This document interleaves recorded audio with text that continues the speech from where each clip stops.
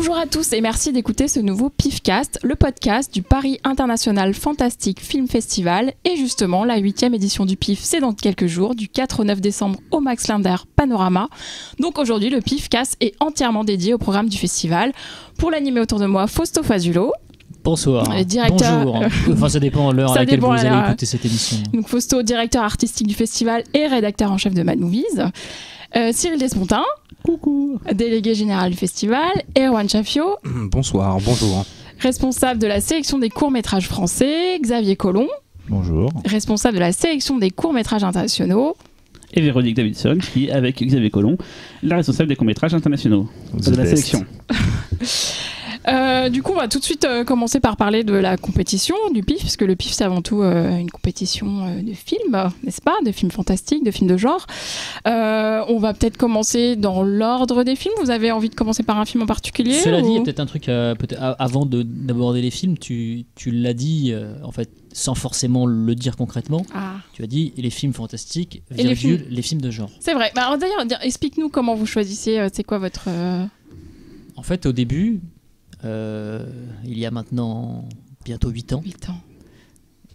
On était vraiment sur une ligne plutôt rigide de sélection, c'est-à-dire que on s'autorisait assez peu de sorties de route genresques autres que le fantastique au sens très large du terme. Et puis en fait avec le temps on s'est un peu relâché, mais positivement quoi. Et aussi, il a été question de manière très pragmatique de faire des choix qui allaient dans le sens de la qualité plutôt que de l'appartenance à un genre spécifique. Le souci, c'est que quand on a un festival qui s'appelle Paris International Fantastic Film Festival, il faut quand même répondre de manière claire à l'intitulé, et si on s'écarte trop de la partie fantastique, on finit par être complètement hors sujet. Donc c'est un débat qu'on a eu plusieurs fois, Cyril et moi, concernant justement l'appartenance d'un film au genre fantastique ou pas. On avait eu l'année dernière ce débat concernant Bodied. Moi, à titre perso, j'étais pas pour le mettre dans la sélection. Finalement, l'accueil du film m'a donné totalement tort, puisque le film a été extrêmement bien reçu. Bon, il s'avère qu'on a une relation particulière avec le réalisateur Joseph Kahn, qui, comme les grands anciens se souviennent aujourd'hui, avait fait la clôture du PIF numéro 1 avec Detention. Donc du coup, ça faisait belle séance. Voilà, ça faisait un écho quand même très affectif en fait à la création du festival. Et du coup, c'est vrai que cette année, là je vais laisser la parole à Cyril, mais c'est vrai que cette année, on a, je pense, si on prend un petit peu de recul par rapport à la sélection, la proposition en termes de programmation, peut-être, je dirais, la plus éclectique, tout en étant effectivement ancrée, non pas dans le genre, mais plus ancrée dans les genres. Voilà, je sais pas ce que tu en penses, Cyril. Oui, c'est toujours moi, souvent, Fausto a tendance à être pas plus laxiste. Moi, des fois, je me pose trop de questions. Tu me dis, mais non, ne pose-toi pas de questions. Et si tu as raison, si on réfléchit, c'est quoi un film fantastique? Est-ce que c'est un film avec des éléments surnaturels ou c'est autre chose? Et l'exemple le plus probant, c'est Massacre à la tronçonneuse, qui est un film qui pourrait très bien être un drame. Voilà, il se trouve que c'est des gens qui sont massacrés à la tronçonneuse, mais globalement, il n'y a rien de surnaturel. Il n'y a rien de fantastique. Ouais, ça pourrait se passer à côté de chez nous. En plus, c'est une comédie, le film. Voilà, donc ce que je veux dire, c'est que voilà, il faut toujours se triturer. Et c'est vrai que la dernière Bodied, on pouvait beau le tourner dans tous les sens. Il n'y avait rien. Il y avait absolument rien. À part l'imagerie, un peu, il y a des effets visuels qui apparaissent à l'écran et tout. Il n'y avait rien qui le justifiait, mais on s'est dit quoi? Est-ce qu'on passe un slasher? Parce qu'en fait, on est fantastique, des vrais fantastiques, on en a vu des tonnes. En fait, et même cette année, on en a vu des tonnes, mais ils sont pas terribles des fois. Et il vaut mieux quoi? Un mauvais ou un moyen film fantastique plutôt qu'un excellent bon film qui est un peu border. Et c'est ce qui fait que et surtout qui sortira jamais en France en salle et qui a quand même une énergie particulière. Oui, ça on ne savait pas tout ça à l'époque pour la sortie, on ne savait pas forcément qu'il allait être aussi chaotique, mais voilà, oui, voilà, l'idée c'est. Mais après, tu vois, d'autres festivals internationaux comme CJS, comme Fantastic Fest. Il se pose plus la question. Il se pose plus la question. Fantasia, par exemple, c'est un festival qui est très large. Il y a des polars, il y a des films asiatiques, même pas fantastiques. Ils sont très très larges. Par contre, eux, ils ont beaucoup de films. Ils ont plus de 100 films en fait, donc ils peuvent se permettre d'avoir un peu plus. Même ils n'ont pas le choix parce que sinon, sans films fantastiques, tu les fais pas. C'est-à-dire qu'eux, passer les merdes de genre, Parce que, en fait, vu qu'ils sont sur du volume, ils sont obligés. C'est-à-dire qu'il y a plein de films qui n'ont pas été retenus cette année et qui se trouvaient être sélectionnés dans des festivals comme Fantasia Sitges. Ça ne veut pas dire que ce sont de mauvais festivals. Ça veut simplement dire que c'est des films qui ont besoin d'avoir un certain volume de films et que de fait, ils prennent des films pour entrer dans des cases. Un scope très large. Voilà, donc, même nous, cette année, en fait, il y a des fois des films, je me dis, mais en fait, je serais un festival avec autant de volume de films que ceux qui étaient avant. J'aurais dit oui, réalisateur. Je dis bah oui, votre film, on va le prendre. Je suis pas fan, mais franchement, il y a quelque chose. Et peut-être des gens vont se retrouver dans le film et je vais le prendre en fait. Mais là, quand nous, il faut savoir que le PIF, c'est un petit festival. Hein. On a en tout et pour tout 19 films en avant-première. C'est pas beaucoup. Hein. Du coup, on fait peut-être des comparatifs, peut-être pour que les. En fait, les tranches festivals, je crois, ils ont 80 films, je crois. Ouais, c'est ça. Ils sont entre 80 un peu plus. C'est moins gros que les gros festivals, mais c'est quand même un très gros festival. Gérardmer, par exemple, par rapport à nous, je crois qu'ils ont 10 ou 15 films de plus. Pour situer à peu près, je crois. En plus, Gérardmer, il y a plusieurs salles, donc les films se passent dans plusieurs salles. Et Sitges, c'est 300 films. Sitges, non, c'est 180, entre 150 et 180 films. Mais Sitges, c'est une locomotive. C'est une machine, ouais. C'est tout passe là-bas quasiment. Quand quelqu'un me dit je suis sélectionné à Sitges, je fais oui, comme 90% des films qui passent, voilà. Oui, c'est ça. Ouais. Tout ça pour dire que comment ça s'appelle, on doit faire des choix. Et là, cette année, on en parlera tout à l'heure quand on arrivera dessus. Il y a des films des fois qui étaient vraiment limite, mais putain, qu'est-ce qu'on les a aimés. Du coup, c'était chaud de se dire c'est quand même couillon de prendre un Sacha avec un Père Noël plutôt que prendre ce film magnifique qui est borderline avec le genre. Mais comme l'année dernière, le retour, c'est ce que dit Fausto. Ce Bodied a été, enfin, on a flippé. Hein. Moi, je me souviens qu'on a hésité, on avait vraiment hésité. Ça a été, il fallait qu'on se dépêche de répondre parce que c'était une grosse opportunité de l'avoir. Il fallait pas qu'on tarde. Du coup, on a dit oui et on flippait vraiment de la réaction. Des gens nous disent mais putain, faut que ça fout là dans un festival fantastique et tout. Et finalement. Tout le monde a adoré quoi. Mais même moi je trouve qu'on l'avait déjà fait par le passé et le meilleur exemple qu'on avait, je trouve, c'était Night Call, qui dans les faits n'est pas un film fantastique et qui pourtant était mortel. Hein, donc. Ouais. Après, il avait quand même une ambiance de voilà, c'est un thriller. Il y a toute une thématique autour de la mort, autour du.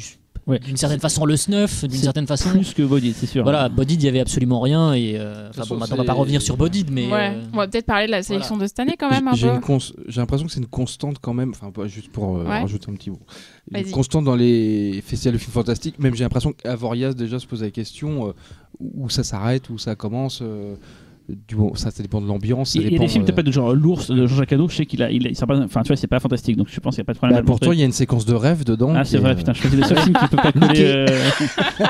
J'ai eu cette discussion par rapport aux séquences de rêve et par rapport avec quelqu'un justement où David Doucan pour pas le nommer, où on avait eu une conversation autour du fait qu'un film pouvait basculer dans le fantastique à partir du moment où certaines séquences de rêve avaient une part importante dans la narration. Voilà. Donc c'est vrai que c'est des questions d'appartenance au genre, c'est une question assez passionnante. Après, après, il faut bien que des gens décident au final ce qui passe ou pas. Hein. Mais ce qui est important, c'est qu'on a décidé de faire dès le début un festival de films fantastiques, pas généraliste avec un du fantastique. C'est vraiment, et c'est un genre qu'on estime assez peu montré en salle. Et le but, c'était quand même de donner cette visibilité à ce cinéma-là. Si demain, on commence à passer de moins en moins de films fantastiques, on s'écarterait de la route. Et là, quand faut quand même lancer le sujet au début, mais c'est quand même très peu de films. Vous allez voir, il y en a très peu qui s'écartent quand même. 99% de la sélection est fantastique. Il n'y a pas à chier, quoi. Après, il y a des festivals qui font vraiment des sélections à part. Oui, à Strasbourg, par exemple, ils ont un truc qui s'appelle les séances crossover. Voilà, et c'est des films qui sont genresques mais qui sont pas vraiment fantastiques, mais qui du coup ont leur place. Mais eux, ils ont vraiment, on n'a pas parlé de Strasbourg, mais Strasbourg aussi, ils ont un peu plus que nous. Ils doivent avoir, je crois, 10-15 films de plus que nous, comme Gérardmer. Et pareil, du coup, le volume en plus permet avec Fausto, on s'était posé la question l'année dernière d'ouvrir une case impact. On voulait par exemple montrer le dernier John Woo, par exemple. C'est pas fait finalement, mais où tout pareil, la toute première édition du PIF, ça les gens ne savent pas, mais on avait bataillé comme des fous pour avoir The Raid, qui pour le coup n'est pas fantastique, mais qui est tellement bourrin, tellement gore que ça rentrait dans les cases, quoi. Et voilà, donc on a déjà pensé depuis toujours, mais bon, c'est l'occasion fait de larron, voilà quoi. L'expression à la con, je sais, l'expression fait de larron, mais tout à fait. J'assume, il n'y a pas de problème. Bon, parlons de la compétition. Oui, parlons de la compétition. Est-ce qu'on fait dans l'ordre de. Bon, on va faire dans l'ordre du site, c'est-à-dire dans l'ordre alphabétique. Ça, je l'ai en tête. D'accord. Ashura. De Talas. Alors, c'est con de parler par celui-là en premier parce que il se trouve que Talal Selami, qui est le réalisateur, est d'habitude avec nous, à côté de nous, au micro de ce podcast, à discuter avec nous de cinéma fantastique. Vous l'aurez compris, il n'y a pas du tout eu de pistage. C'est ça. C'est très évident. Transparence absolue. Non, mais juste pour information, moi, c'est une revanche en fait, parce que j'avais à l'époque vu Mirage, son précédent film, son premier film, très tard par rapport à sa sortie, sa tournée en festival, et je l'avais du coup moi-même zappé sur l'autre festival que je fais à Lyon. Et j'avais adoré Mirage et j'en étais vraiment beaucoup voulu de l'avoir pas vu, du coup de ne pas l'avoir programmé. Je sais qu'il était passé à Gérardmer, il était passé à Mauvais Genre, il était passé dans plein de festivals, mais je ne l'ai pas passé à Lyon. Et j'en suis toujours beaucoup voulu. Donc j'ai pas vu la version définitive d'Ashura en fait. Je crois que personne de l'équipe ne l'a vu. On a juste vu un work in progress. Mais qui était déjà le montage, on va dire, loqué du film. D'ailleurs, ce sera une première mondiale. Ce sera une première mondiale et le film va être littéralement fini la veille. En fait, et c'est pas des conneries, c'est littéralement la veille. Tout voir le jour même. Il sera monté en direct pendant la projection. Mais tout en novembre, là, il a tout l'enregistrement de la musique, il a l'étalonnage, le mixage et tout. Donc tout va arriver au fur et à mesure. Donc vous inquiétez pas, le film sera bien projeté le samedi, donc le 8 décembre à 19h. 19h je crois, c'est ça, oui. Et donc voilà, il y aura bien la première mondiale du film. Et voilà, donc que dire, c'est un très beau film de monstres. Talal, vous l'avez pu le comprendre quand vous l'écoutez dans Pifka, c'est un fan de films de monstres et il a retranscrit ça, je trouve assez magnifiquement bien. Alors j'ai pas pu voir la créature en fonction parce que, enfin, dans le film, parce que la version que j'ai vue, il y avait beaucoup d'écrans verts et voilà. Donc il m'a montré rassurez-vous, j'ai quand même vu plus tard des bouts de séquences finies avec les effets spéciaux finis. La créature est très belle. Et la créature est très belle. C'est un beau film, j'allais dire gothique. C'est un film franco-marocain, c'est important de le dire. Ça se passe au Maroc une grande partie du film. Et il a su tirer parti des très beaux décors, que ce soit urbains ou comment dirais-je, campagnaux, de la campagne. Rustiques. Ruraux, voilà, merci. Campagnaux. J'ai dit ça vraiment. Ça sera coupé. Non, faut laisser. Non, on laisse. Ah, d'accord. Non, moi je laisse tout, démerdez-vous. Et donc voilà, donc c'est un très beau film, une histoire. Donc on suit des enfants qui découvrent quelque chose qu'ils n'auraient pas dû voir à leur enfance. On les voit grandir. C'est très proche de ça dans l'esprit, de ce côté. Ça ressemble à ça, ouais. Voilà. Justement, moi c'était la question que je me posais, c'est que du coup, moi j'ai peut-être vu moins d'images que vous. Moi je l'ai pas vu complet. Du coup, je me demandais dans quelle mesure ça ressemblait à ça. Si c'est juste vaguement inspiré ou machin. S'en est inspiré. Ça compte dans les films fantastiques, Ashura. Alors oui, complètement. Et grâce à Talal, au moins on a le quota. D'autres questions comme ça Non, donc, je tiens les comptes. Si je peux dire un mot. Vas-y. Je vais pas dire grand chose sur la section long métrage parce que je suis extérieur à ça, mais il y en a deux dont j'aimerais parler, dont Ashura de Talal Selami, parce que Talal Selami, on est quand même la première revue à avoir soutenu Talal Selami dès son premier court métrage qui s'appelait Sinistra, et ça il y a plus de 10 ans. Donc Talal, on le connaît, on l'a soutenu, puis moi personnellement, parce que c'est un ami proche depuis des années.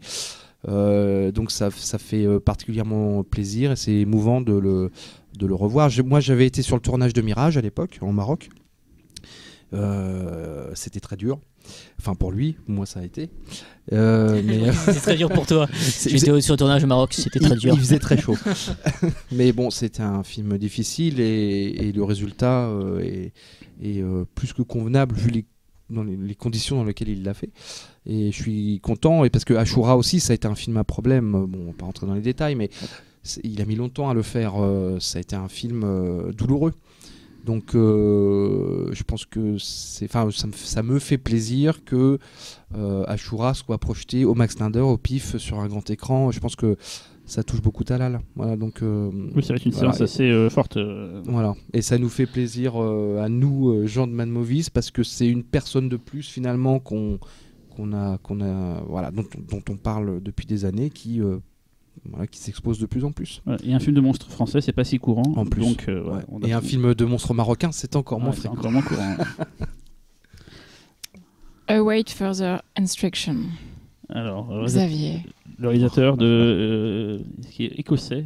De Johnny. Non, irlandais. Non, Grande-Bretagne. Ouais. Je crois qu'il est irlandais. Johnny. Peut-être irlandais du Nord. Kevorkian. Kevorkian, je sais pas comment. Xavier, toi, tu l'as vu, tu veux dire un petit quelque chose Oui, bah moi en fait c'est un des films qui m'avait vraiment tapé dans l'œil au moment des visionnages. Ah oui, est-ce que je peux expliquer juste le fonctionnement du PIF? Donc c'est une royauté, je suis le roi. non. Une monarchie, on dit, pas une royauté. Avec Fausto, comment dirais-je, on a le final cut sur la programmation. Mais on peut pas tout voir en fait. On ne peut pas donc voir les 400 films qu'on a dû voir cette année. Du coup, on a un comité de sélection. On l'a déjà fait par le passé. Ouais, c'est plus jamais. Donc, on a un comité de sélection, donc gens qui voient des films en même temps que nous et qui nous redonnent leurs avis. Et en fonction de ça, nous, on regarde les films, on les laisse tomber. Et donc, il y a Xavier que vous connaissez beaucoup qui fait partie de cette sélection, François Co qui nous a rejoint cette année. Il y a donc Anna Gélibert et Élodie Dupont qui sont là aussi depuis les dernières. Et Fausto du coup, voilà quoi. Et alors attends, juste avant que tu parles... Et Xavier a pu voir le film du coup. Ouais. Et juste, je vais repréciser à chaque fois les horaires des séances. Ashura, c'est le samedi 8 décembre à 19h. Voilà. Et donc, Await Further Instruction, c'est le jeudi, je crois, à 14h30. C'est parfaitement. Oui, ensemble, j'ai fait la grille. T'es pas le boss pour rien. Voilà. Donc, c'est un des films qu'on a sélectionné très très tôt. D'ailleurs, on a lancé dans la sélection, la première vague. Donc, je laissais. Parce que Xavier avait beaucoup aimé le film, c'est lui qui l'avait repéré dans la liste. Et du coup, moi, derrière, je l'ai validé. Et voilà. Ouais, en fait, le film, alors attention, ça veut rien dire sur la qualité. En fait, je l'ai vu suite à une série de visionnages particulièrement difficiles, soyons honnêtes. Et du coup, quand j'ai vu ce film, ça a été un peu une bouffée d'air frais. Ça m'a vraiment fait du bien. J'ai vraiment adoré ce film. Quel est le scénario ?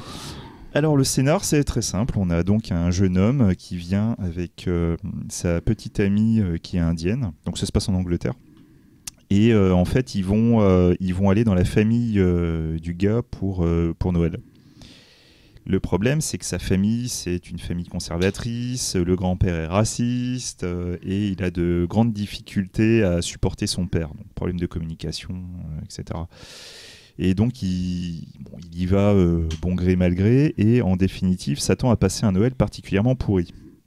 La première soirée se passe à peu près comme il l'imaginait, c'est-à-dire très mal. Et tellement mal qu'il se dit que finalement, il préfère partir.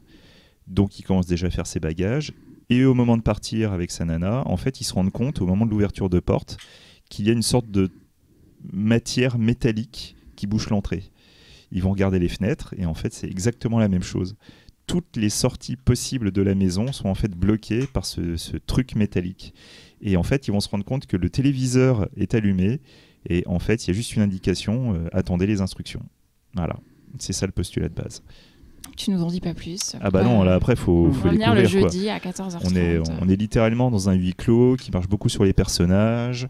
On parle du coup, il y a une dimension sociale. Totalement. Cinéma anglais, comme la peur de l'autre, c'est pas un huis clos générationnel. Non, mais c'est ça qui est intéressant. C'est souvent relancer l'attention du spectateur, c'est relancé par plein de trucs jusqu'à un final vraiment mortel, quoi. Donc c'est parce qu'en fait le truc là de comment les gens réagissent quand ils sont confinés, machin et tout, ça on l'a vu 1000 fois, mais là il y a un côté plus intéressant et je crois que c'est François dans son texte qui disait que c'était il parlait d'épisodes de Black Mirror, que c'est souvent des épisodes à concept très fort. On peut dire que c'est un peu ça, quoi. C'est du cinéma par contre, hein, donc il y a pas de problème là-dessus, mais c'est un concept assez fort et on peut pas dire plus parce que ce serait vous dévoiler le fin mot de l'histoire qui est vraiment très intéressant, quoi. Ouais, tout à fait. Et c'est une première française. On passe à Freaks le samedi à 14h. Alors ça, c'est un film qu'on a vu à Sitges, donc c'est un des films qu'on a vu sur la fin du festival, qui avait été assez remarqué à Toronto, qui depuis d'ailleurs a gagné le Grand Prix aux Utopiales à Nantes et à Trieste, un festival de films de science-fiction qui a lieu en Italie. Et le film fait beaucoup parler de lui, il plaît beaucoup, et on suit donc l'histoire d'un père de famille et de sa fille qui sont dans une baraque. Il a séquestré sa fille, c'est qu'il a calfeutré toutes les portes et toutes les fenêtres. Il veut pas qu'elle sorte, en fait, et elle comprend pas trop pourquoi la gamine. Et lui, il dit il faut pas que tu portes, dehors les gens te veulent du mal, machin et tout. Donc elle comprend pas trop. En même temps, la division, elle voit une sorte elle voit sa mère qui lui parle. Il se passe plein de trucs et tout, et elle est quand même attirée par ce qui se passe dehors, quoi.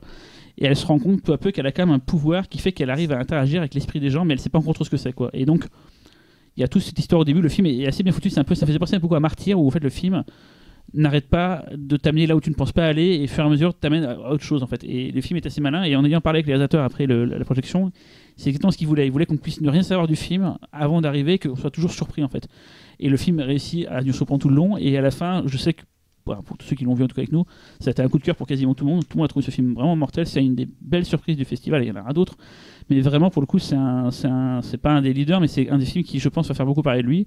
Il passe d'ailleurs le samedi à 14h, et voilà, les réalisateurs seront présents. L'actrice principale aussi, qui a 8 ans je crois, sera là aussi.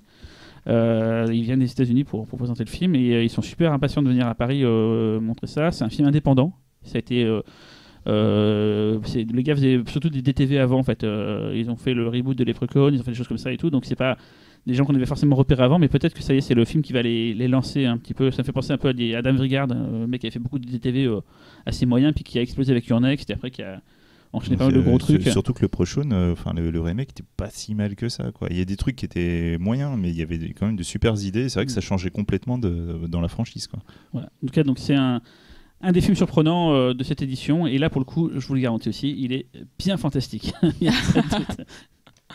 Le vendredi à 19h, Girls with Balls, dont on a parlé longuement dans le précédent podcast, du coup, donc, si avec Olivier Afonso.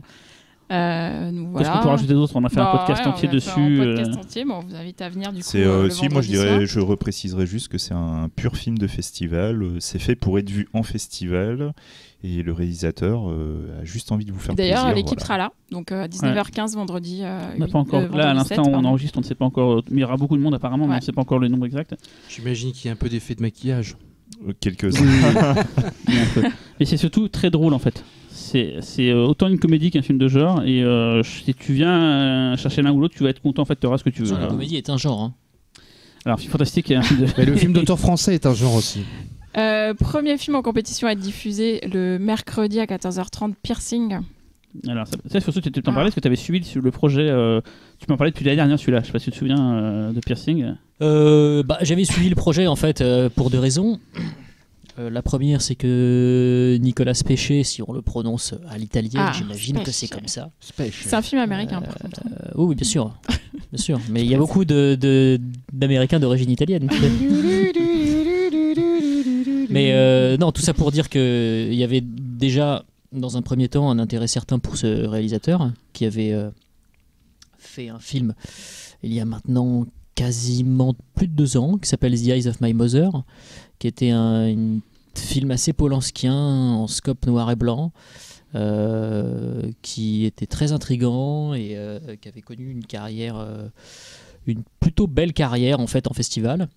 Et alors il y avait effectivement l'envie de voir le film suivant du réalisateur et aussi voir une nouvelle adaptation d'un romancier japonais qui s'appelle Ryo Murakami, à ne pas confondre avec Haruki Murakami, qui est donc un écrivain japonais qu'on peut ranger dans la case, disons, des écrivains sulfureux, et qui n'a jamais été vraiment trop chanceux avec les adaptations de ses livres.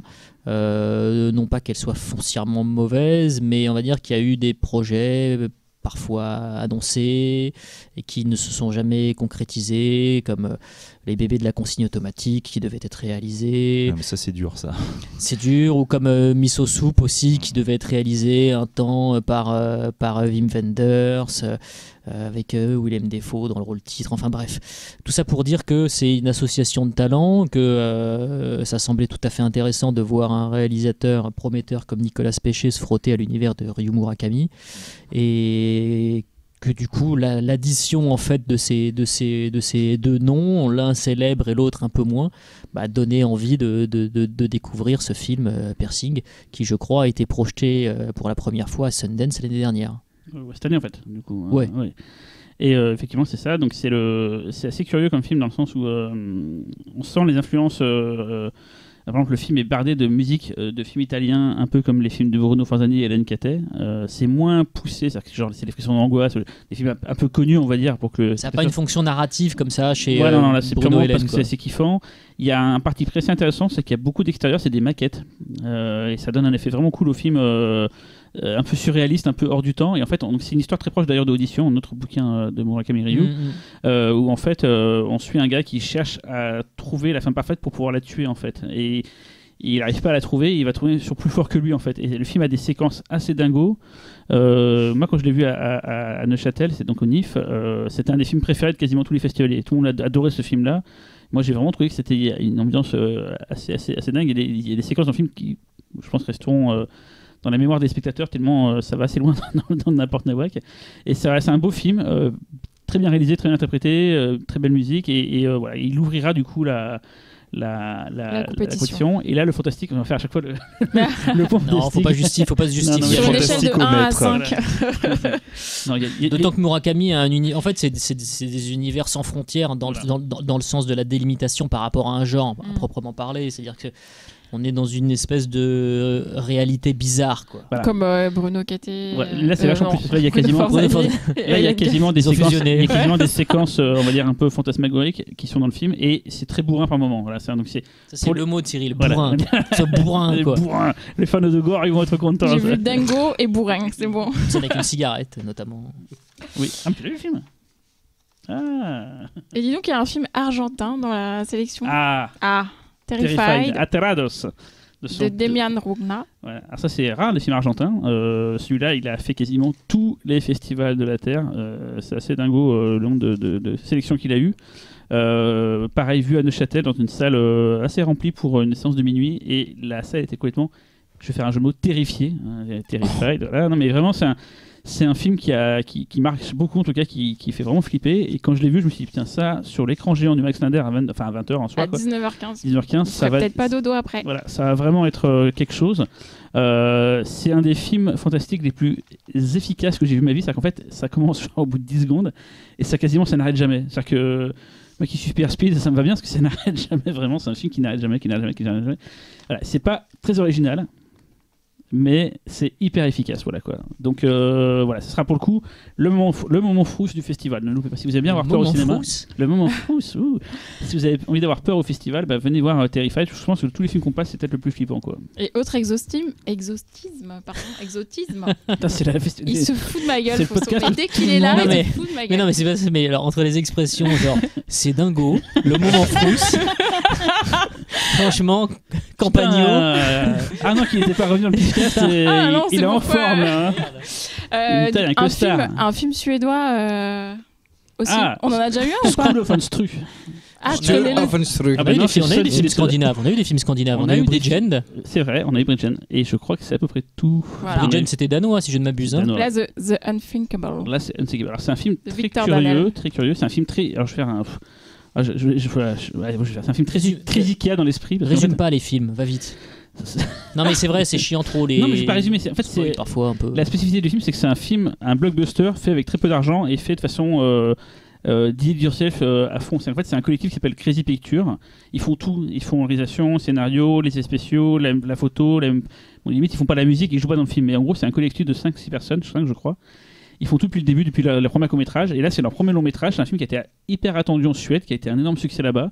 T'as l'impression que ça a coûté 15 millions, ça n'a coûté que 2. C'est un film hyper impressionnant et ça raconte une histoire d'une invasion de la Suède par une entité, on ne sait pas trop quoi, venue d'ailleurs, peut-être d'à côté. Ça me plaît, ça.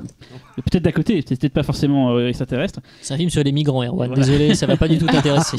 Je pensais plutôt extraterrestre. Et on suit du coup, une famille décomposée qui va se retrouver dans cette histoire-là et c'est très impressionnant. Donc suédois, c'est assez rare comme tu dis, et c'est vraiment lui pour le coup, c'est le blockbuster de la sélection, quoi. Voilà. Et dernier film de la sélection, Tous les dieux du ciel de Quarks. Donc là, Fausto et Erwan ont peut-être un mot à dire sur celui-là. Un petit mot, ouais. C'est vrai que chaque année, on a des retours des spectateurs concernant la présence plus ou moins importante de films fantastiques ou de genre français en compétition ou hors compétition. C'est vrai que cette année, on a donc 3 films français. Donc c'est plutôt... je me demande si c'est pas le chiffre le plus élevé. Non, on a fait pareil en 2015. On avait le film de Poirot, le film de Nachawati, le film de Asie Ludovic. On n'a jamais été à plus de 3. Ouais. Donc 3, on va dire que c'est vraiment notre fourchette haute. Tout ça pour dire qu'à chaque fois, ce sont jamais des choix par défaut ou simplement l'envie de proposer une production française parce que c'est plus simple pour tout le monde. On a déjà refusé des films français. On a déjà refusé des films français. On ne dira pas lesquels, mais on a déjà refusé. Quant à celui-ci, alors j'étais totalement vierge avant de le voir. D'un point de vue cinématographique, je tiens à le préciser. J'avais pas du tout vu le court-métrage en fait, duquel est tiré, adapté le film de Quarks. Du coup, j'avais un regard hyper neuf sur l'objet cinématographique qui m'était proposé. Et ce que j'ai vraiment apprécié, c'était de découvrir un univers et son réalisateur, et un univers qui finalement ne se rattache à rien d'autre que la personnalité de son metteur en scène. ma grande inquiétude en fait quand je vois des films de genre français, c'est de pouvoir déceler très rapidement en fait toutes les influences, la digestion des influences. Voilà, la lignée dans laquelle le réalisateur souhaite s'ancrer. Et là en fait, j'avais des a priori, comme toujours. J'avais pas envie de voir une sorte de Gaspard Noé meets Fabrice Duvels meets je ne sais trop qui. Et effectivement, j'ai vu tout autre chose. J'ai vu du Quarks. Voilà, j'ai vu un film de Quarks. Et ça fait pas. C'est pas ça qui fait la qualité du film. On peut avoir une personnalité et puis proposer des choses qui cinématographiquement sont pas très très intéressantes. Là, le film est intéressant. Le premier truc qui m'a marqué, c'est vraiment l'univers en fait que déploie Quarks. C'est la qualité de ses interprètes. Et la façon dont il croit en son histoire, puisque c'est quand même une histoire qui nous amène assez loin et qui est très audacieuse dans sa façon de flirter avec plein de genres à la fois. C'est-à-dire que c'est quand même, quand on prend un petit peu de recul par rapport à ce qu'est le film, c'est quand même une entreprise assez risquée, puisque cette addition en fait d'univers, pour en faire qu'un seul, pourrait aboutir à quelque chose d'absolument indigeste. Et là, en fait, le film est hyper organique, quoi. Et ça, c'est à mon sens sa qualité principale. Au-delà du fait que, par rapport au budget dont il a disposé, je pense qu'il nous le racontera lors de la session de questions-réponses. C'est, je pense, un tour de force. Je vais dire juste un petit mot parce que Quarks c'est pareil, ça fait partie des gens, on a été les premiers à en parler dans Man Movies, on a soutenu ses premiers cours, il y a presque, je sais pas, je suis nul en mémoire. Je pense que ça fait quasiment 10 ans. Ça fait quasiment 10 ans, ouais. Et c'est quelqu'un qui a évolué, ses premiers courts-métrages étaient... des choses un peu farfelues, on va dire presque à la Groland, entre John Waters, Groland. C'est ça. C'était très belge, quoi. Des trucs un peu. Il est belge. Il n'est pas du tout belge, non. Mais il y avait cette espèce d'humour un peu trash, un peu stupide. Voilà, donc il y avait des travestis, des nains, enfin c'était des nains travestis, les meilleurs. Des nains travestis, ouais. Il y avait cette espèce de cirque permanent. Après, il y a eu une césure avec son court-métrage Nuit Noire. Qui revenait à la réalité, enfin, qui était quelque chose de plus sombre, de plus direct, de plus rough. Il quittait un peu cet univers un petit peu baroque, guignol. Et après, il y a eu ce court-métrage que j'avais vu à l'époque, qui a fait tous les festivals. Le court-métrage qui a précédé le long. Un ciel bleu presque parfait. Un ciel bleu presque parfait a fait, il a eu 100 prix, je crois. Enfin, j'ai eu la fierté d'être le 2e festival au monde à le passer à mauvais genre. Mais c'est un court-métrage qui a été triomphal. Donc j'étais très content qu'il enchaîne avec le long métrage, et apparemment le long métrage il est passé à Sitges. Il a fait pour moi plusieurs festivals en Europe, voilà. Mais c'est la première française, tout comme d'ailleurs Kibble, c'est la première française aussi. Et je pense que Quarks va quelqu'un qui va percer, quoi. Je pense que c'est un film qui va faire son petit effet. Après c'est pas un film grand public, je pense. Mais il est moins, en fait, il est beaucoup moins niche que ce que je croyais. D'accord, parce que moi j'ai pas vu le long métrage. Ouais, il est beaucoup moins niche que ce que je croyais. Alors après, de là à dire que c'est un film qui est, c'est pas le grand bain. Voilà, c'est un film qui est forcément clivant, enfin qui sera forcément clivant, j'imagine, mais le film est je pense qu'on peut amener quelqu'un qui n'est peut-être pas forcément hyper familier avec le genre de manière générale, ou qui n'a pas d'affinité, on va dire, profonde avec le fantastique. Et justement, il pourra y trouver des qualités, comme je disais, liées à l'interprétation, liées à cette espèce de proposition un peu protéiforme. Alors c'est aussi, juste pour... tu me parlais de ça. Il y a un détail qui est assez rigolo, qui était déjà présent dans le court-métrage, c'est la comédienne du film qui a ce visage très particulier, quoi. Et tout le monde est persuadé que c'est un maquillage, or c'est son vrai visage, qui joue la sœur dont s'occupe Jean-Luc Couchard, voilà, dans le tout film. à fait, ouais. Et qui travaille même comme mannequin à New York, parce qu'elle a un visage très très très particulier, c'est le moins qu'on puisse dire. Ah ouais, non, mais ouais, en fait, on a eu un. Ce n'est pas un maquillage spécial. Ouais, on a eu un court métrage l'année dernière avec Véro qui était justement où c'était l'héroïne principale et qui était une sorte de version fantasmée de sa vie de mannequin. D'accord. Ah, mais bien sûr, bien sûr. Et c'est le cours nous avait quand même marqué. Hein. On l'a pas pris, je crois, parce que c'était pas fantastique. C'était vraiment très très fantasmé, mais il faisait son effet quand même. C'était assez étonnant. J'ai vu ce court-métrage au festival Même Pas Peur. Ouais. Je l'ai vu. Tout à fait. On la voit en séance de shooting, tout ça, etc. Exactement, ouais. C'était assez éprouvant comme cours. Ouais, non, mais vraiment, c'était assez étonnant. C'est juste que je voyais pas comment nous on pouvait le passer au pif. Mais tu vois, la preuve, c'est que je m'en souviens encore. Donc il était marquant. Donc c'est vrai que ça fait partie, je pense, Quarks, des gens qui vont compter dans le cinéma de genre, donc français en tout cas, j'espère mondial, mais 19h15 le mercredi 5 et l'équipe sera là. Quarks sera là en tout cas. Quarks, il y aura Jean-Luc Couchard, donc l'acteur principal que vous connaissez beaucoup de Dick Henneck, et il y aura normalement d'autres personnes. Il y a aussi Thierry Frémaux sera là, et il y aura sûrement d'autres personnes. On n'a pas encore la liste complète. Thierry Frémaux sera là. Frémaux. Incroyable. Frémaux. En plus de. Frémaux. Ah, mais ils t'ont pas dit qu'ils basculaient les subventions du Festival Louis Lumière de Lyon sur le pif? Non, il paraît en fait que je suis débarqué et que c'est Thierry Frémaux qui va prendre ma place. Pour travailler en binôme avec Cyril, histoire qu'il y ait vraiment deux Lyonnais en fait à la tête de ce festival. Je suis parisien. Pour continuer t'es Lyonnais. Celui-là de parisien. Hein. Pour continuer sur la compétition, on va passer sur la compétition des courts-métrages français. Et là, c'est toi, Erwan, qui peux nous en parler. C'est l'heure que je déplie mon petit papier. Ah, ton petit papier. Parce que moi, je suis un petit vieux. Je connais pas par cœur. Tu vas réussir à lire, là, t'es petit quand même. C'est hyper petit.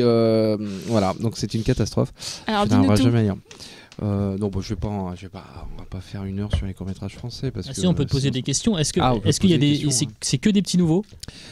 C'est que des premiers. Non, parce que en fait, le truc, c'est vrai que.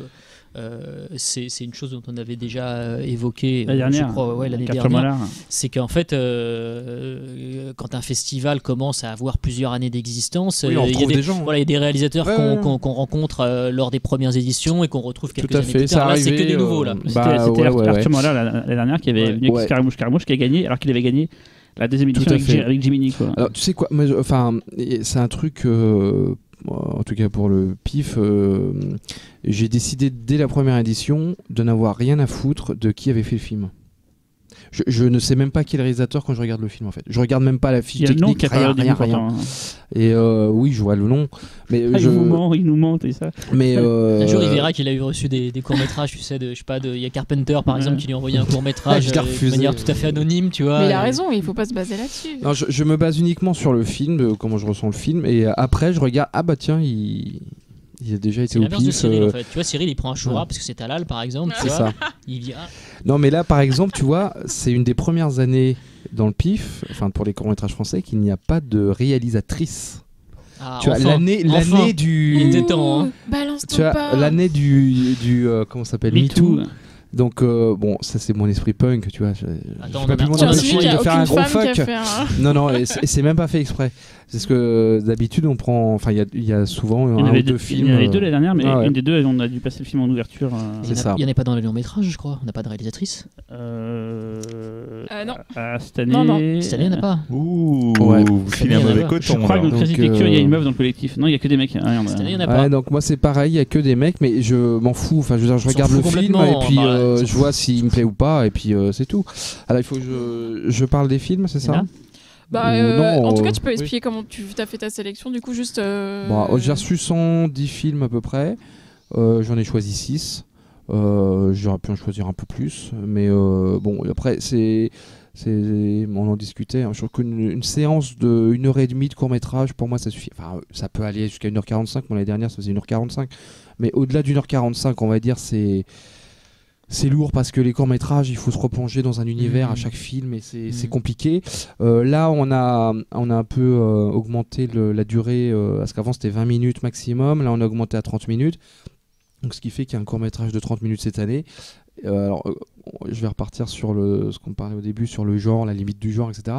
J'ai vu un court-métrage absolument formidable en noir et blanc de 30 minutes qui était extraordinaire, mais pas du tout fantastique. Voilà, donc je ne l'ai pas pris. Mais bon, je pense qu'il aura une carrière, mais c'est difficile des fois de... Voilà. Il y a parfois des courts-métrages qui ne sont pas fantastiques, qui nous sont envoyés. Des fois, ils sont bien, des fois, ils sont pas bien. Donc, il n'y a pas de problème. Tu écris au réalisateur, admettons, pour ce court-métrage. Alors, ce court-métrage-là, j'ai dit, oui, j'ai pas pris votre film parce qu'il n'est pas fantastique. Enfin, pas assez fantastique, en tout cas, pour le pif. Mais je lui ai dit que je trouvais son film formidable. Ouais. Mais... là, il y a un film de 30 minutes. Il t'a pas dit, prends-le, connard. Alors. C'est ça. Pourquoi tu le prends pas, connard? Non, là, il y a un film de 30 minutes qui... moi, c'est vrai que j'ai toujours fait une crise à Cyril Despontins pour pas dépasser les 20 minutes parce que... Despontins, comme despote. Despontins. Comme Mesrine, ça. Putain. Mais, bon, parce que je trouvais qu'un court-métrage de plus de 20 minutes, c'était un peu dur dans une séance. Je dis pas isolé. Hein, c'est déjà suffisamment chiant, les courts-métrages, je veux dire. C'est quand même un format à la mort moelle-neu, donc si en plus ils font plus de 20 minutes... Mine de rien, le court-métrage de Quark, la dernière, on l'a pas passé parce qu'il faisait plus de 30 minutes. Voilà, sinon on l'aurait passé. Non, c'est parce que je travaillais à mauvais genre et je voulais l'exclure pour mauvais genre. Je t'ai donné l'excuse bidon en fait. Et c'est après, le pif, c'est après mauvais genre. Bêta, hein. Il est con, lui. Les mecs, ils se vénèrent à tes micros, tu sais. Donc là, il y a Les Appelés qui durent 30 minutes, mais que je trouve super. Parce que ça, c'est un film. Quoi, il y en a quand même un qui fait 30 minutes? Ouais, c'est putain, mais tu te fous de la gueule du monde là. C'est 30 minutes. On va changer cette programmation immédiatement. Non, mais de toute façon, tu viens jamais. Non, mais tu les vois pas passer. Ah non, c'est sûr. Un film fantastique qui se passe dans les années folles, tu vois, juste après la Première Guerre mondiale, ou juste avant. Dans les années 30, c'est un film de 30 minutes sur les années 30. Dans les années 20. Et c'est vraiment, pour moi, le genre de fantastique.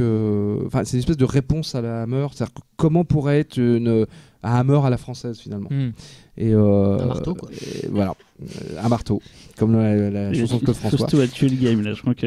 Et ça s'appelle Les Appelés. Non, mais toi, tu remarqueras dès qu'il ne s'agit pas du long métrage. Ça rigole. Ça peut aller vite. Aussi sur la sélection internationale qui intéresse absolument personne. On va comme peut-être chacun parler sait. quand même du jury court-métrage. En plein milieu, on interrompt. Le Ah, pauvre. non, il avait fini, non? Il est innocent pour le Ah non, oui, enfin, juste pour dire qu'il y a 6 films. Vas-y. Non, mais c'est pas la peine de s'épancher. Cyril, il veut savoir, il le dit pas là, mais en fait, il veut savoir quel est le plus bourrin. Il voulait savoir quel est le plus bourrin. Le plus dingo. Je dirais que c'est Graine le plus bourrin. Parce que ça, c'est vraiment du fantastique pur et dur. Moi, ce que je peux dire, c'est que je m'occupe de mettre les photos sur le site web et du coup, je ne vois tes courts-métrages, surtout au début, qu'en photo. Et là, c'est un truc qui fait penser un peu à Children of the Corn. Est-ce que ça a rien à voir au. Il y a des. Enfants du maïs, pour ceux qui ne parlent pas anglais. C'est l'histoire de monstres. Ouais, avec un sous-texte écologique sûrement. Mais c'est vrai, Graine, c'est peut-être le plus, on va dire, frontalement fantastique, parce qu'il y a des monstres. Il y en a un avec des carottes aussi, non? Oui. C'est qu'on aime bien les carottes au podcast. Belle à croquer. Belle à croquer, oui.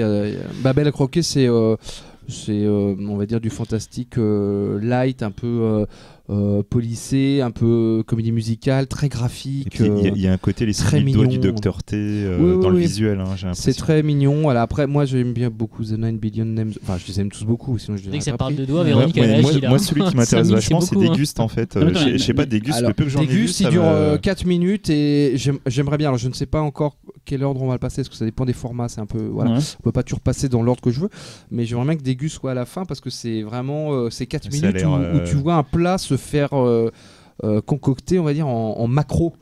Et du coup, ça devient fantastique. T'as l'impression de voyager sur une autre planète. Et donc, c'est un petit clin d'œil pour juste aller avant. Parce que comme la séance est à 11h, ça va ouvrir l'appétit des spectateurs.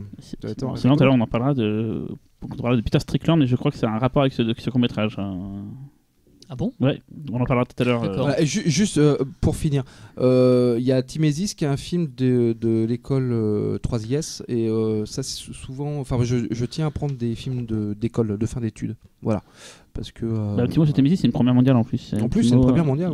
Et c'est pas la première fois qu'il y a des courts-métrages de 3IS. C'est une école qui est assez prolifique en talent. Voilà. La dernière, il y en avait 2, je crois. Et du coup, Nan Million, tu l'as même pas parlé de lui en fait. Non, parce que j'ai l'impression qu'il faut que je me presse. Mais non, et si en plus ils nous écoutent, ils vont se dire putain, c'est salaud. Ah non, mais moi je peux en parler, il n'y a pas de problème. J'ai l'impression qu'il faut écourter. Donc, alors, The 9 Billion Names of God, c'est tiré d'Arthur C. Clarke, donc l'auteur de 2001, l'Odyssée de l'espace. Et bon, alors moi, ce sont des thématiques qui me passionnent, j'avoue. Si tu mélanges la science, la métaphysique, Dieu, la science-fiction et tout ça, ça me parle. Et ça donne Erwan Jaffio. Voilà, ça donne Erwan Jaffio. Voilà. Donc là, c'est un très beau coup, en plus, qui est formellement très impressionnant. Alors, pas impressionnant, on va dire, en termes d'effets spéciaux, de spectaculaire, parce que c'est assez classique, mais sous terme du visuel, de la patine, il y a vraiment un truc. Et je pensais que c'était un court-métrage qui avait coûté très cher. En fait, on en a parlé dans l'avant-dernier match, je crois. Et en fait, pas du tout. Donc c'est doublement un exploit, quoi. Et ça nous fait voyager d'un monastère tibétain au milieu de l'Himalaya à un muséum d'histoire naturelle qu'on suppose être à Londres. C'est très très beau, quoi. Tiens, parce que tu me fais penser, ceux qui ne savent pas, parce que c'est la première fois que du coup Erwan vient au micro du PIFcast. Et Erwan aussi, oui, parce que je suis jamais invité. Voilà, mais il est le rédacteur de la rubrique Made in France dans Mad Movies depuis genre. Ça fait 13 ans. Voilà, qui est une rubrique, pour ceux qui ne savent pas, mais ça m'étonnerait, qui cherche à montrer un auteur de films, de courts-métrages fantastiques français. Oui, alors maintenant on a élargi un petit peu. Maintenant, on a élargi. Nouvelle formule oblige, nous avons élargi nos horizons. Oui, oui. Et du coup, quand on a fait le festival avec Fausto, quand on a eu l'idée de faire le PIF, pour cette section de courts-métrages français, forcément, on ne s'est pas trop cassé les couilles. On est allé voir Erwan, lui qui connaissait un peu tout ça. Oui, c'est sûr, quoi. Vous avez été un peu feignant sur ce coup-là. Oui, mais on avait surtout besoin d'une expertise dans le court-métrage qui nécessite tout de même une expertise, parce qu'il y a quand même des réseaux dans le court-métrage, il y a quand même des noms dans le court-métrage, il y a quand même... Voilà, mine de rien, je le fais aussi une sélection à faire, mais elle se fait... On va y revenir après sur un peu différent. Véronique et Xavier qui, eux, justement, ont repris le flambeau de Benjamin Leroy qui faisait la sélection des courts-métrages pendant 5 ans. Et là, ils en ont plus chier que moi, parce qu'ils en voient 10 fois plus que moi. Et eux, ça fait, on en parlera tout à l'heure, mais ça fait c'est votre troisième sélection. Ouais. Voilà. Ouais. Mais là, on va parler du jury. Après, Alors, ce jury. Juste d'ailleurs, on peut rappeler que pour la compétition long métrage, c'est le public qui vote pour les à chaque fin de séance. Les courts-métrages internationaux aussi. Les courts-métrages français aussi. Mais il y a un jury qui est composé cette année de Julie Gaillet, Julie Gaillet, qui est actrice, mais qui du coup son lien avec le genre, c'est qu'elle est productrice et elle a produit, outre Monstre Meurt qui vient de sortir dans les salles, elle a produit aussi Grave, qui avait été le grand gagnant du PIF il y a 2 ans. Donc Julie Gaillet. Ensuite, il y a Olivier Abou, qui a peut-être fait un des meilleurs films français fantastiques. Voilà, à bout portant. Non, mais s'il doit y avoir 3-4 films français fantastiques de ces 20 dernières années qui sont vraiment top, il y a Territoire, d'Olivier Abou. Et Olivier Abou, là, il a fait autant des séries télé. Et là, il vient de tourner un nouveau film qui s'appelle Fury, qu'on a hâte de voir, qui est très prometteur. Ensuite, il y a The Toxic Avenger, qui était d'ailleurs un des invités l'année dernière, parce qu'il a fait la BO de Moutafoukaz. C'est aussi un artiste électro que personnellement j'adore. Et donc je suis très content qu'il soit là. Et c'est grâce à lui cette année qu'on aura une belle musique pour la bande-annonce de Xavier, la bande-annonce qui sera avant chaque séance. C'est sur une musique de Toxic Avenger qui d'ailleurs... Enfin, c'est la bande-annonce du PIF. C'est Xavier qui l'a fait. Mais... La bande-annonce de Xavier, c'est un film de vacances mis en musique par Toxic Avenger. Voilà. C'est le morceau Red Rage qu'on entend dans Moutafoukaz, qui servira de base pour cette bande-annonce. Donc voilà. Ensuite, on a Balak. La semaine, c'est le scénariste de La Semaine. C'est ici le scénariste de beaucoup de choses qu'on a passées à la soirée Bobby Pills en juin dernier. Par exemple, c'est lui qui a scénarisé Pipoudou and the Superfuck Friend, qui a co-scénarisé Vermine. Voilà, donc il a fait La Semaine, il a fait la BD La Semaine, il a aussi la série télé La Semaine. Il fait beaucoup de choses, donc on est très content de l'avoir. Julien Maury. Et donc il y a Julien Maury qu'on a réussi à extirper d'Alexandre Bustillo. C'est un peu comme Basket Case en fait. Il y en a un qui est dans le panier de l'autre. Et en plus, je sais qu'il nous écoute, donc c'est d'autant plus drôle de dire ça, quoi. Donc voilà, donc Alexandre, tu veux pas faire le jury depuis des années parce que tu veux pas, vu que tu es rédacteur à Mad Movies, cette année on a pris ton Julien. Pas rédacteur à Mad Movies, il collabore de temps en temps, mais on va dire que c'est quelqu'un qui a un sens de la déontologie extrêmement élevé et qui du coup préfère ne pas tout mélanger. Et on a souvent demandé à Julien. Alors que Julien, on s'en fout. Non mais on a souvent Julien est un homme libre, simplement. On a souvent demandé à Julien et Alexandre, ça fait 3-4 fois, même je crois pour la deuxième édition, on leur avait demandé à l'époque et tout, et à chaque fois on pouvait pas. Et cette année, j'ai dit à Julien, écoute, s'il n'y a pas Alexandre, tu veux quand même venir? Il fait, bah ouais, il est venu, voilà. Donc, moi je dis que ça sonne le début de quelque chose qui peut être il y a une fissure là, il y a une fissure. Probablement une nouvelle vie qui s'annonce pour lui. Et si on parlait de la compétition court-métrage international? Alors, je vais vous en parler, il n'y a pas de problème. Très rapidement. Très rapidement.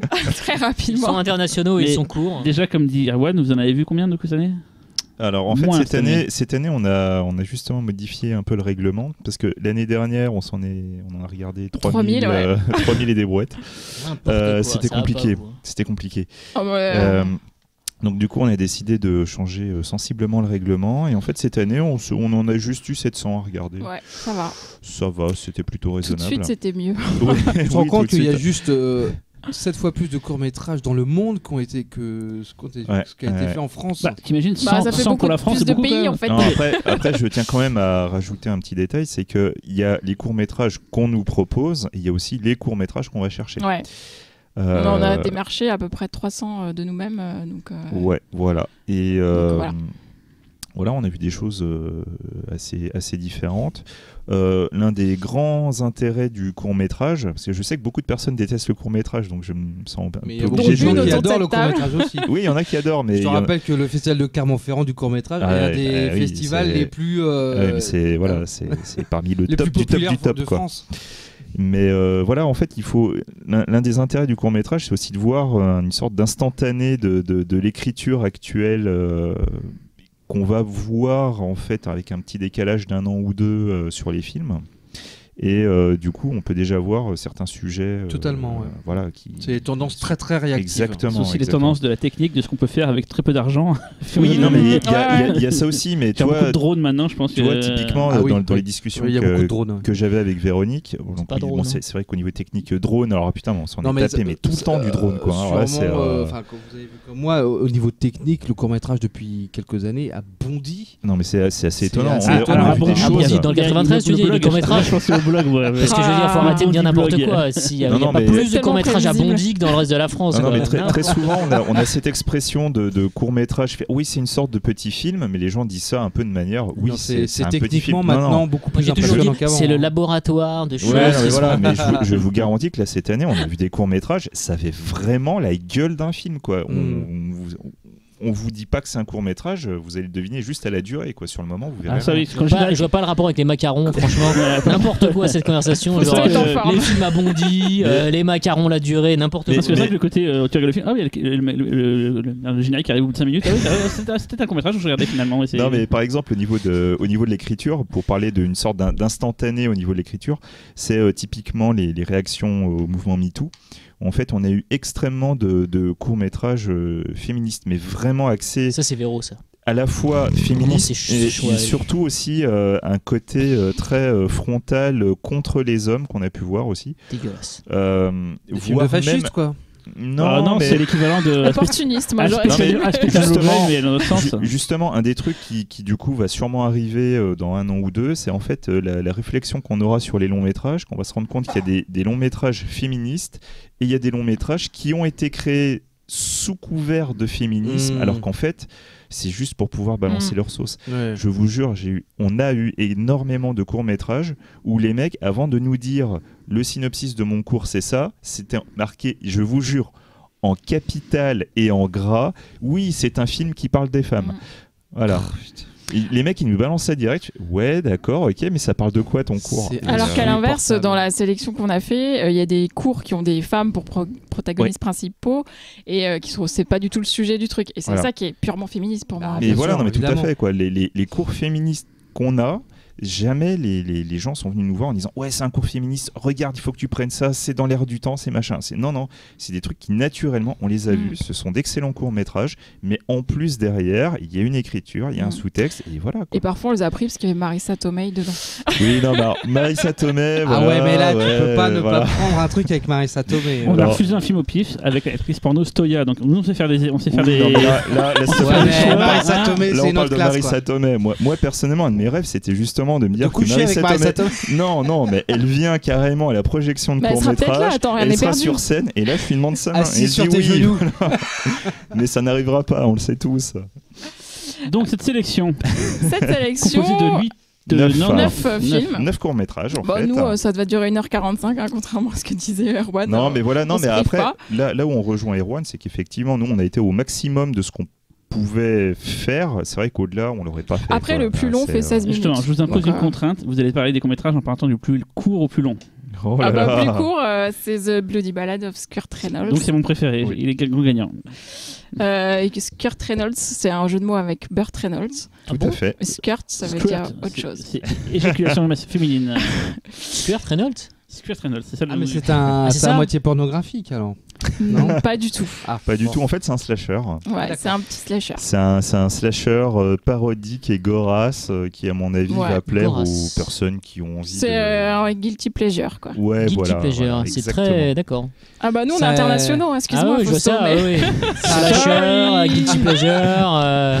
C'est un truc basique pour tirer des spontins, voilà. quoi. Comment vous dites la France? Il est gorasse. Les croissants. Camembert, tu réfères. Les Champs-Élysées. Sinon, qu'est-ce qu'on a en petit... En petit coup, après, on a Sweet Tooth.